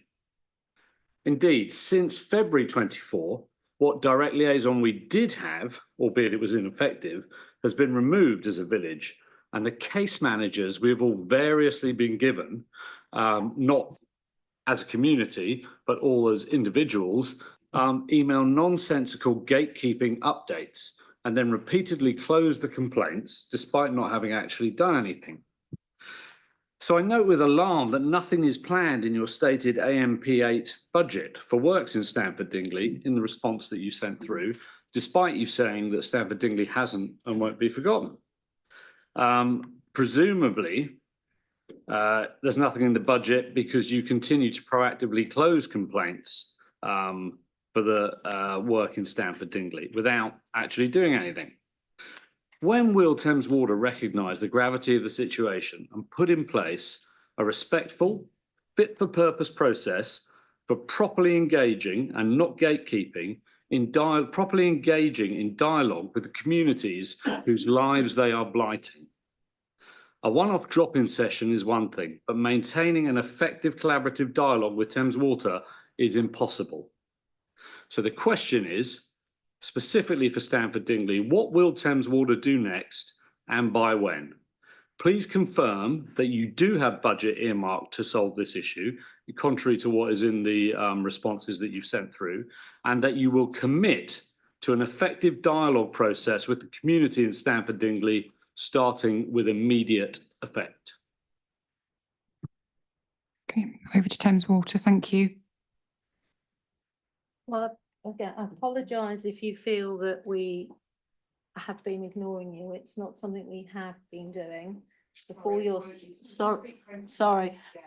before yourself, I myself personally have met previous chair, and I myself personally have had over the years at least 6 meetings in various places in Stamford Dingley. We have been more than happy to come out and have a meeting, have maps out. You had senior managers out as well. So all I can do is apologise if you feel you're forgotten. You're not forgotten. It's a village that we're well aware of. As to promising to resolve, we can never promise to resolve, but we can promise to try and keep looking to understand what the cause is to resolve. We've obviously done the lining work that was done last year. We've got the work to be done, as Shelley said, on the storm tank, thank you, that's going to be done, which is suspended because the groundwater levels are. We went in, unfortunately, we had it planned and what turned out to be one of the very wet weeks, and we were unable to manage the flow. So we've got to look to go back to do that. But we are more than happy, if you would like to have another meeting, we will do another meeting. The case managers theirs provides obviously a response through that's a system through. I know previously you've had other people, I myself have dealt with people and chatted to people, as I've said, well, So you have previously had people out there. We're more than happy to review that again if needed to see if there's another way.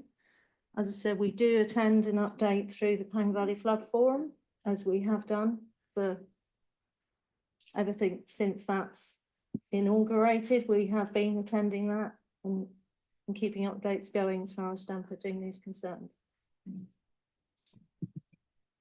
Okay, thank you. Mr. Harris, would you like to ask a question on behalf of Lambourne Valley?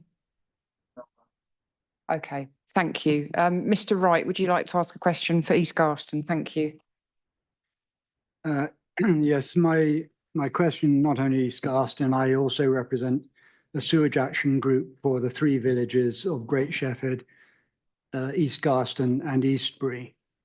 I'd like to start actually, before I ask my question, I'd actually like to break a habit of a lifetime and actually thank Thames Water for the work they've done in our area. We set up this group and we've been working very closely with Thames Water over the last year. And all I can say is we spent a lot of time working with them. They came up with some detailed plans and they have met those commitments. They have actually carried those plans out. Okay, they don't need thanking for doing their own job, but I would like to just express my appreciation for the work they have done. Of course, it will be tested out this winter severely. If it doesn't work, then we'll be knocking on the door again. My question is actually combining several questions, and it's one I put forward, which Thames Water have answered. And the group of questions, or wrapped up into one, is about cooperation. We've heard various parties, Thames Water saying they cooperate with Environment Agency say they meet and cooperate with Thames Water and with West Berks, and West Berks cooperate, etc., etc. The evidence, I don't think, actually bears that out. So if I'd like to just give a few examples and then a proposal which I made last year, same proposal. One of the questions I asked was about the problem we have in some of these villages where houses are flooded with groundwater. The householder pumps the groundwater out of the house, but where does it go?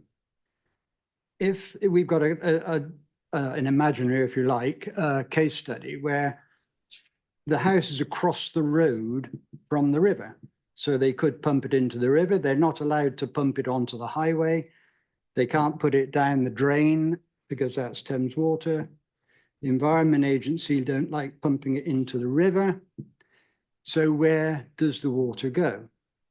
Everybody says, it's not my problem.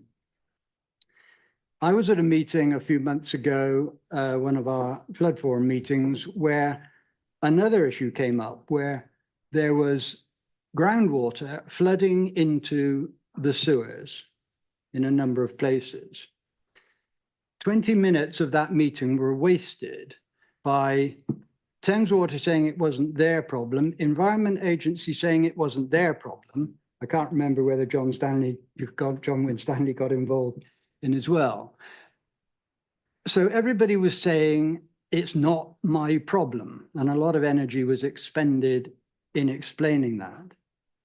Another issue we've got, which I'm sure is common in many places, it rains, puddles form in the road, the puddle goes over a manhole, the water goes down into the manhole, into the sewer, causing sewer flooding. Everyone says, not my problem.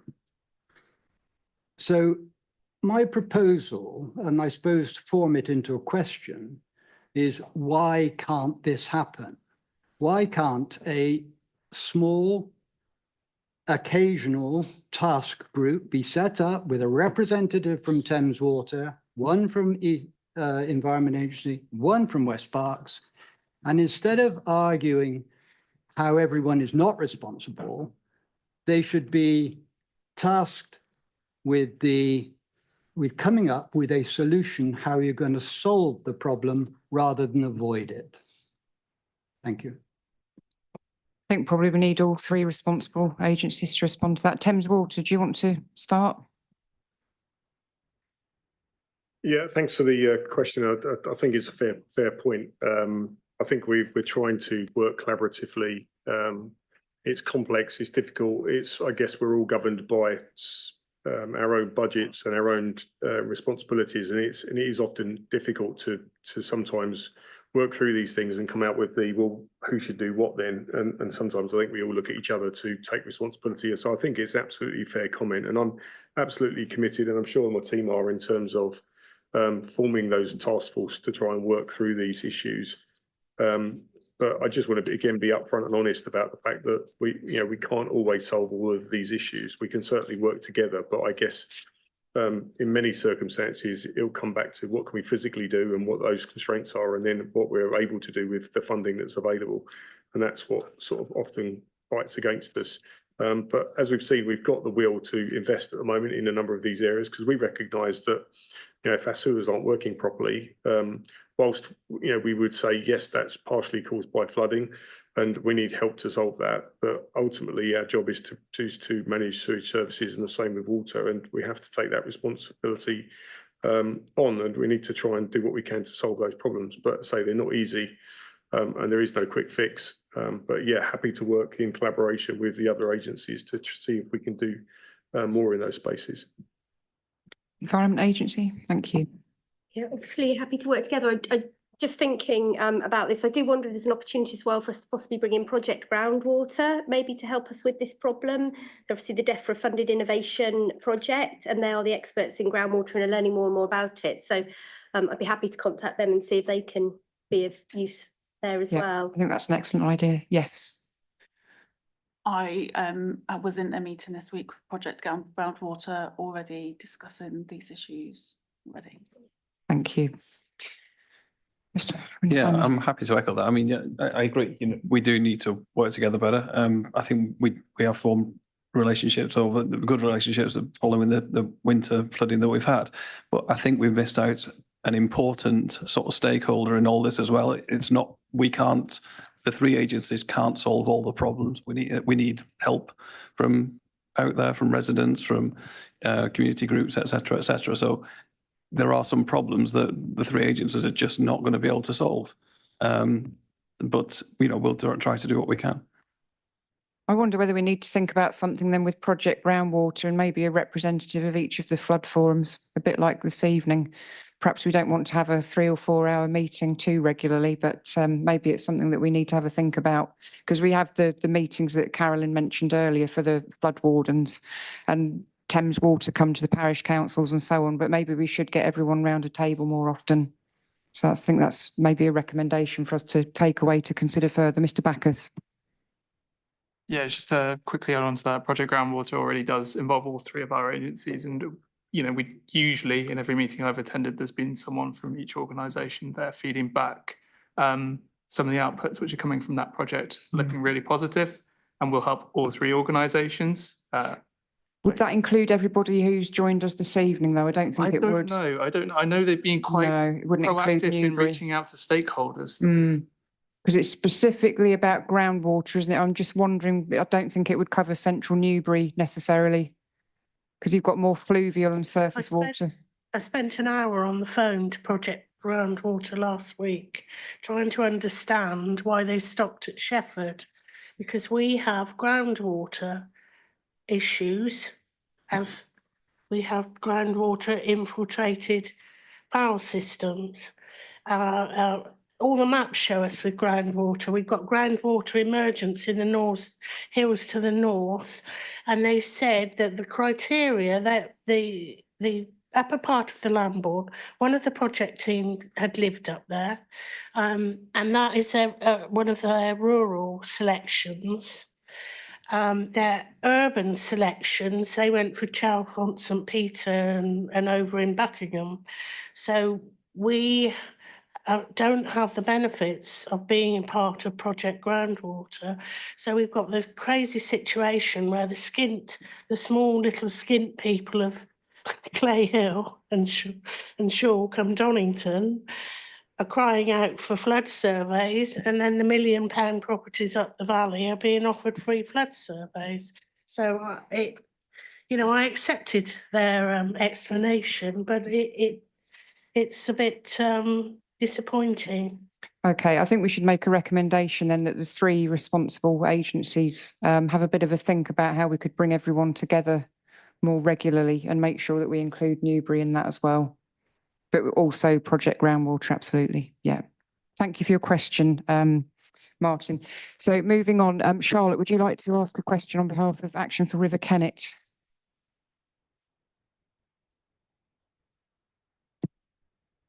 If you ask one question, we can come back. We'll go around again for the second round. Thank you. Thames Water explained that they meet regularly with the Environment Agency when they're in a situation where overpumping or the reliance on ATAC units is needed. But it seems to me the Environment Agency are in a really difficult position because the alternative is the sewage flooding onto the streets.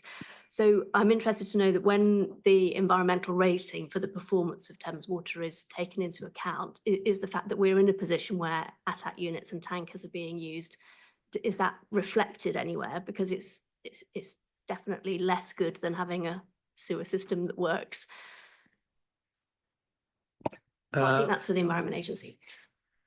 Yes, so I think we do work very closely with Thames on any of their plans for what we would term temporary discharges. So we cannot permit temporary discharges, but we have a regulatory position statement which allows us to consider and accept them if a range of strict criteria are followed, including filtration, monitoring, etc., etc. The only way that the impact of using temporary discharges would play through to the very high level environmental performance assessment is one of the key criteria relates to the number of pollution incidents. So, and of course, the ATAC units, the filtration units, by definition, they are producing a pollution incident. It may be filtered, it may be managed, it may be monitored, but the focus is that it will still be producing an input of raw sewage, which is constrained to having a localized impact. But it will be recorded as an incident, so that would factor into the number of incidents that the company is having. But there is a big difference between the local regulation of temporary discharges and that high level assessment of the overall company performance. But there is a link, but not a particularly close one. Thank you. Thank you. Mr. Hoddinott, would you like to ask a question on behalf of Thatcham Flood Forum? Could you put your microphone on and talk closely? Thank you. That's it, just speak. Oh, yeah. Yes. Yes, my question actually is in relation to North Newbury, because I've become aware that the Environment Agency are being a little obstructive in protecting the householders this winter. Given the extreme distress, disruption, financial implications and future concerns regarding the flood risk to their homes in the area of North Newbury, adjacent to the River Lambourne and the Spout Ditch, downstream from Donington Mill as far as the Swan Public House on the A4, following the recent storms, I suggest that urgent remedial works and overdue maintenance, that is the removal of debris and excessive surface weed growth, green vegetation in the banks and regular clearing of trash grills and screens, is undertaken along these stretches of watercourses and river. This to be organised in cooperation and coordination by the EA and West Berks, as they are the Land Drainage Authority and the LLFA, and also a landowner, in order to restore the banks to a height in accordance with the latest climate change flood risk prevention design parameters. These immediate works to enable the Lambourne and the Spout Ditch to operate at full capacity. The urgency of these works are required as winter approaches to reduce the future floods risks from the overflowing river and watercourse to homes as a matter of health and safety and some reassurance to residents. This work and future planned regular maintenance is in accordance with the EA's own guidelines in their flood document dated July 2024. And therefore, as a matter of expediency, there should not be a requirement for the completion of any approvals, procedures or protocols, which would inevitably delay any such remedial maintenance works until after the flood risk winter months. Furthermore, there is the risk of such river overspill entering the foul sewage infrastructure and leading to the excessive use of polluting storm overflows downstream at lower sewage treatment works. In effect, if the EA are continue with this obstruction of getting this work done, they are in fact are complicit in any pollution events at the sewage treatment works. I think there's probably a couple of different points for myself to cover, possibly Dave to cover, and then other colleagues to cover. So first of all, to set the reference to the July 2024 document in context, because the quote's been provided to me. That isn't a policy document. It's a blog about grass cutting of man-made embankments in Lincolnshire. So we do obviously have to follow all of our existing guidance and policy documents. In terms of maintenance, as I went through in the presentation, we do have planned maintenance. So we'll be working through our planned maintenance programme there, and I can find out the dates of when we're going to be doing the specific ones in Lambourne and come back to you on that one. We'll also obviously do reactive maintenance and clearance if it's reported to us and it increases flood risk. And we'd also do what are called flood runs. So that's where we go and clear obstructions, trash screens or blockages of assets and so on. In terms of the maintenance obligation, as I covered in the presentation, that does remain with the riparian owner in this case, and that isn't us in this situation. We can provide advice to riparian owners, and I think we did look at doing some advice to riparian owners as part of the walkover that we've done with the councillors over the last few months there as well, because we understand that riparian maintenance can be challenging in terms of the practicalities. In terms of moving heights of banks to climate change levels, that would be something that is obviously, we're looking to do work that would require planning, funding, permits and so on. So I think that's a slightly different issue in terms of climate change protection to the existing maintenance issue here. Dave, did you want to take on the next point? If someone could clarify the point, then to consider it. You've covered off most of what I heard. Is there any points which? The response, because I've had information from the town council that you have explicitly banned them from doing any maintenance and removal of debris and restoring the banks to their original levels. If that's not true, then work can surely then take place. The town council would need to follow any permit requirements. So I'm asking you to disband with that in view of the urgency that the properties will not get flooded again this winter. I'm afraid we need to follow our permit requirements to make sure that any works don't make the situation worse for people. That isn't something that we'd be able to do. Okay, thank you. Does anyone else want to comment on what Mr. Wright said? Oh. Okay, move on. Ms. Saunderson. I'll continue with the question then. In relation to Keith's question, my first question is to the Environment Agency, and I need to position this. Our catchment and flood area we consider is not as it is in the report in the section 19. We use the Donington to Newbury Environment Agency flood risk warning area. It covers the River Lambourne from Donington Mill down to its confluence with the Kennet and the banks either side. The problem with this area is in 2009, in a lot of it and in other bits, there was a drive to put in nature-based solutions. I think it was funded with lottery funding and heritage funding. And then the project implemented lots and lots of planting and different schemes in the river. But when the project finished, there's been no maintenance. So a scheme with all good intentions has now turned into a bit of a nightmare, because in places the channel is down to 1/3 of its capacity. We have huge willows. The ones outside my house are taller than the houses. When the wind blows, they bring down the banks. The silting that's created by things that have fallen into the river has created a very slow current on this side. And then when it rains, we get whirlpools.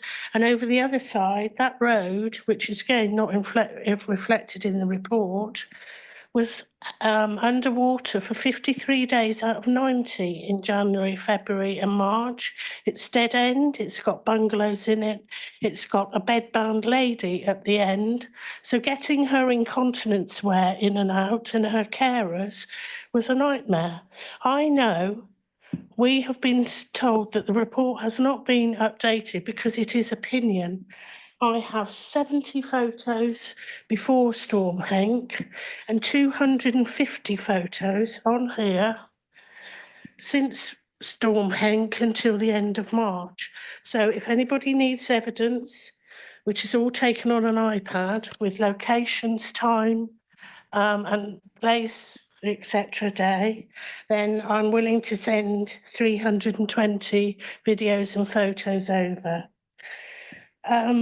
So my question is, how do you view this stretch of river with all these nice fish schemes, which Newbury Town Council have been told that Wallingford won't issue permits, even for a repair to a bank that is eroded where a child nearly drowned a few weeks ago. It went into this little, what it thought was a beach, stepped out into what is now a very deep current because of all these repairs, nature-based solutions, and it went under the water. Thankfully, the parents grabbed it out. So Newbury Town Council want to make an urgent repair there. They have been told that they now have to get proper plans, engineers, submit it to DEFRA, which then it has to go to Natural England. And this is because of the SAC status of the river, because of the Desmoulins snail. Now, I have been advised by more expert people than myself that the Desmoulins snail is hardly likely to be living in our rather unkempt area of the river. We do have silts, but they're not like your sparkling stuff up the river. You know, they're not orange. They're a choice of grey or black. And so now one of the options is for them to go to look up the Thames Valley Environmental Record Centre, ask for searches, have any Desmoulins snails been registered in the area. So as Keith said, we need some pragmatism on this. This area is the banks are degraded. Our spatial flood defences, which in my deeds it says that those banks should be at 243 feet. Sorry, it's a 1980s house above ordnance data Newlyn, and that spatial flood defence is registered on the EA system, on the EA AIMS system. Ms Saunderson, sorry, could you draw your question to a conclusion? So my question is, how do you view this stretch of the river, and what have you got planned to help us have less risk this winter, because nothing so far has happened in the last 10 months? Thank you. Thank Yeah, you. I have to say, I think I'm going to have to take this one offline. There's a huge amount of detail there. I'm not familiar with the nature-based solution scheme that was put in place, so I'm going to have to take this one offline, I'm afraid. Okay, thank you for that. I didn't hear it. I didn't hear, because you need to pull the microphone closer and down a bit. Could you repeat the answer? Thanks. It was just to say, I'm afraid I'm not familiar with the nature-based solution project or the area in enough detail, and we'll have to take it offline, I'm afraid. Yeah, well, if we can dig out the old schemes and permissions and things, that would be very useful for us. Thank you very much. Okay. Mr Winstanley. Yeah, just in terms of the Section 19 report, the Section 19 report wasn't sort of set up for catchment-based reporting. It was set up based on where properties flooded. That's how it was sort of aligned. And we are aware of the flooding to Riverside Lane, and we do have all the details that you sent through on that, Paula, so thank you very much. My second question will be to West Berkshire Council after we've Okay, gone up the yeah, line. we'll go around Thank you. again. Thank you, everybody. Mr. Devery, do you have a second question? Okay, thank you very much indeed. Mr. Hanrahan, do you have a second question? No, right, we're moving on very quickly here. Mr. Harris, no. Mr. Wright, no. Wow, okay. Ms. Hitchme, would you like to ask anything else? Yes, please. I think we've been frustrated at the rate of sewer relining by Thames Water, but also quite understanding that there are constraints on when it can be done and the reality of getting teams to the right place at the right time.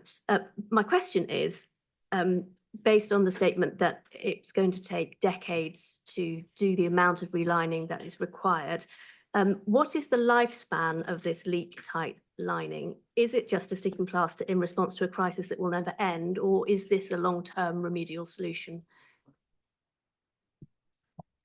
I will answer that to the best of my ability. So liner materials vary.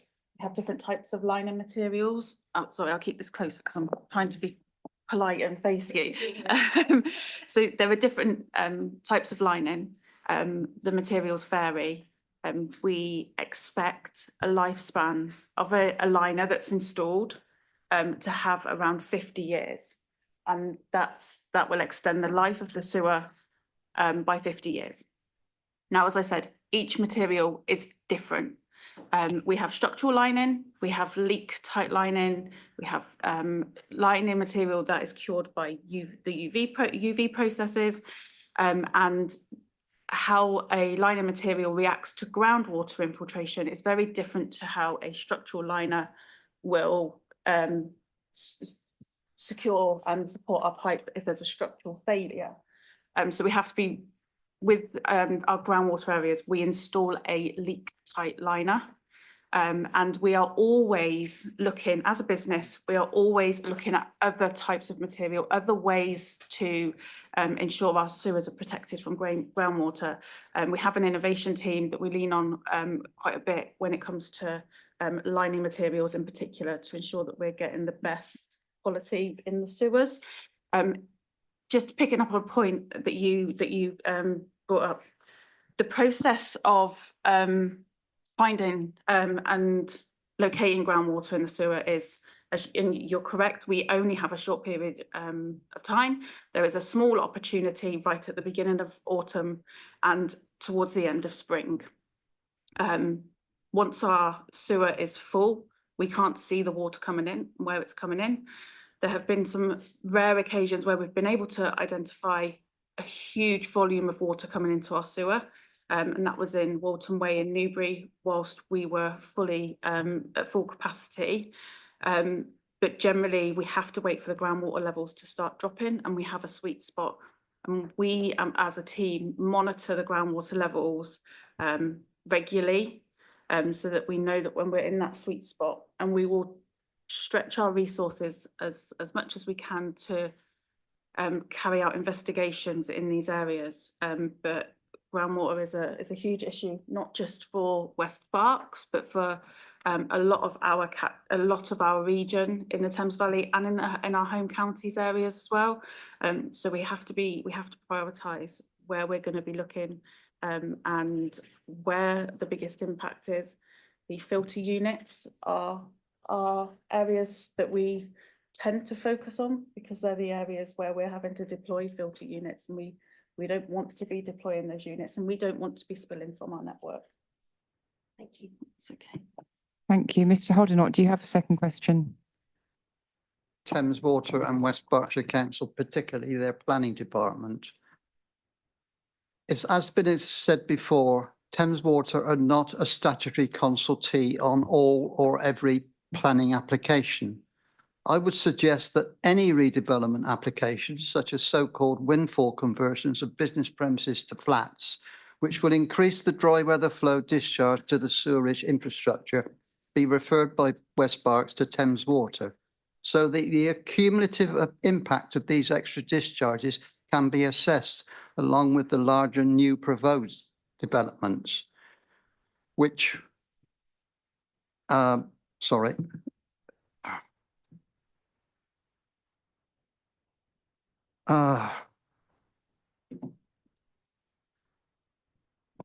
It's along with the large new proposed event, which may well impact upon the sustainability of the capacities at the London Road pumping station and Lower sewage treatment works. If it transpires that the available capacity in the systems are not sustainable, then any future new development could be deemed as premature and therefore refused until the infrastructure is enhanced.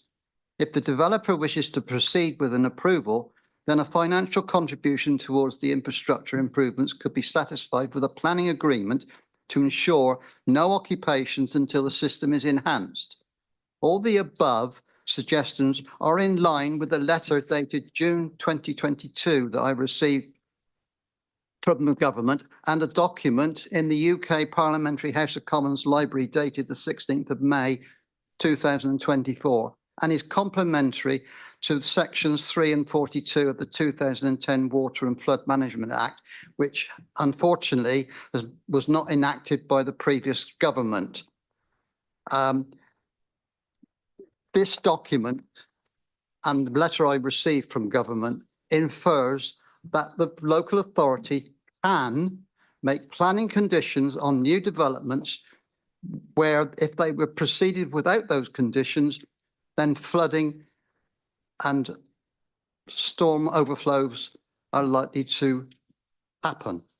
Therefore, I would suggest that West Berkshire Council Planning consult with Thames Water on all planning applications, because there has been one, I think I may be corrected, 200 flats were formed out of an office complex. Now, 200 flats, equivalent to 200 houses, is a significant new development. And if Thames weren't acquainted of that, then apart from going to their water side and getting all the meter readings and the actual water consumption, can they get some idea of what the dry weather flow to sewage works is likely to be? Okay, thank you. And just for members of the public watching at home, we lost the picture in the council chamber there temporarily, so apologies for that, but we did keep broadcasting, so people will have heard. Over to you guys to answer Mr. Hodenott's question. Thank you. So from West Berkshire's perspective, on most major applications, we do try to consult Thames Water.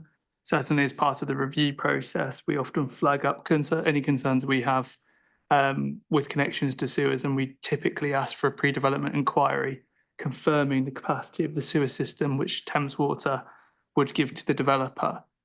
Thames Water do sometimes apply Grampian conditions to planning applications when they notice capacity issues. Do you want to just explain for the public what a Grampian condition is? Yeah, sorry. So just generally planning conditions restricting development until well, a certain condition is met. So in this case, it would be until the sewage improvements can be made. As has already been covered during this meeting, Thames Water are not a statutory consultee. That doesn't mean that West Berks doesn't often consult with them. In the instance that you were bringing up just now, Keith, regarding an office development with 200 flats, I'm not aware of that. That certainly should have been flagged up.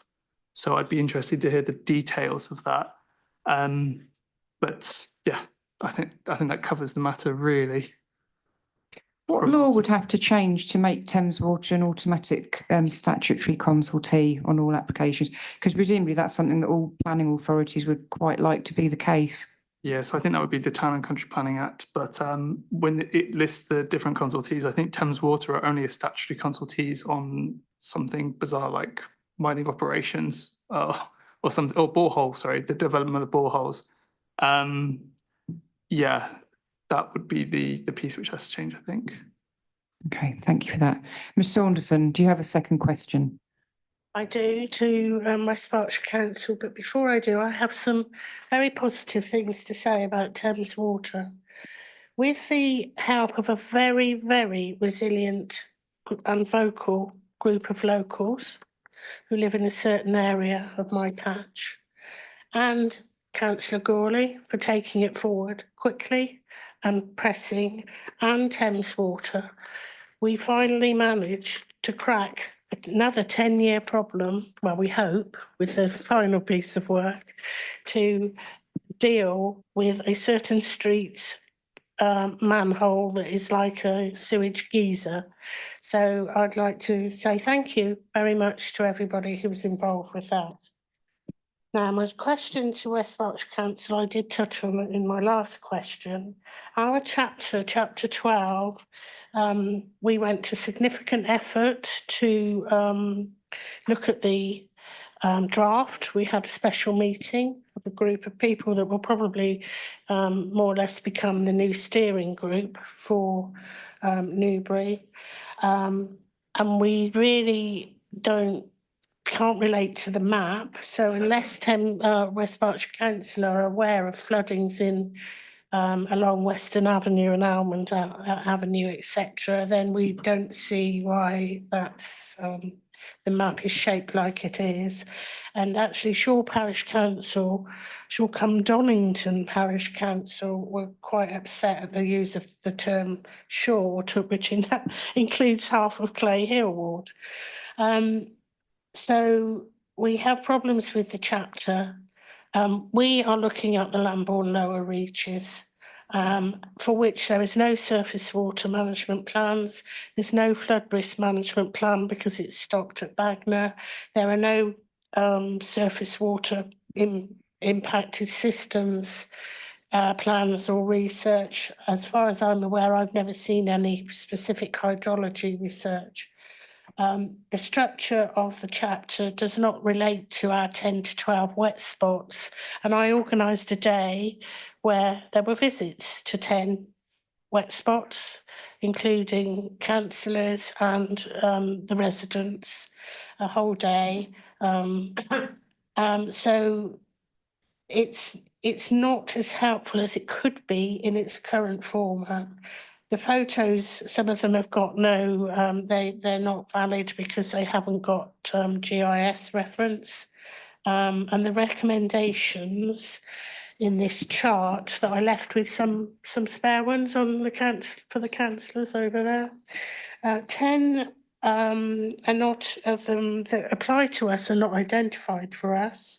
2 that are identified for us are already being achieved by Thames Water, and 1 that is in the words of the chapter is not on this chart. So we would like to work obviously to get forward to the action plan. So how can we, my question is, will you accept these suggestions from us in how we go forward into the next stage of action planning? Our data and feedback need to be accepted as fact, not opinion. We need to recut our chapter into sub areas, and we can use this format because instead of the whole district, we can put our sub areas across here and then map the recommendations accordingly. There will be some generic actions and there'll be some bespoke actions for each of our wet spots. We'll be allowed to progress immediately with actions to do some repairs, working with riparian owners, because Stuart's done an awful lot of work on that.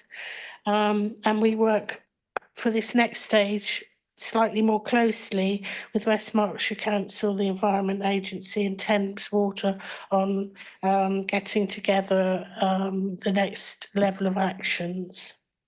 Thank you. Thank you. Mr. Winstanley? Yeah, I'm happy for you to send through your proposal, Paul, and we can consider that. Thank you very much. Okay. Did anyone else want to comment on that? No. Okay, thank you very much indeed. So that's gone through a second round of questions. Thank you very much indeed. One of the important things about scrutiny is to include the public in our work. So I'm very grateful that you've come along tonight, and I think it's been very valuable to hear your expert views, because you're obviously all volunteers. You do a lot of work in this area, and you're our eyes and ears on the ground, as it were. So I'm very grateful for your input.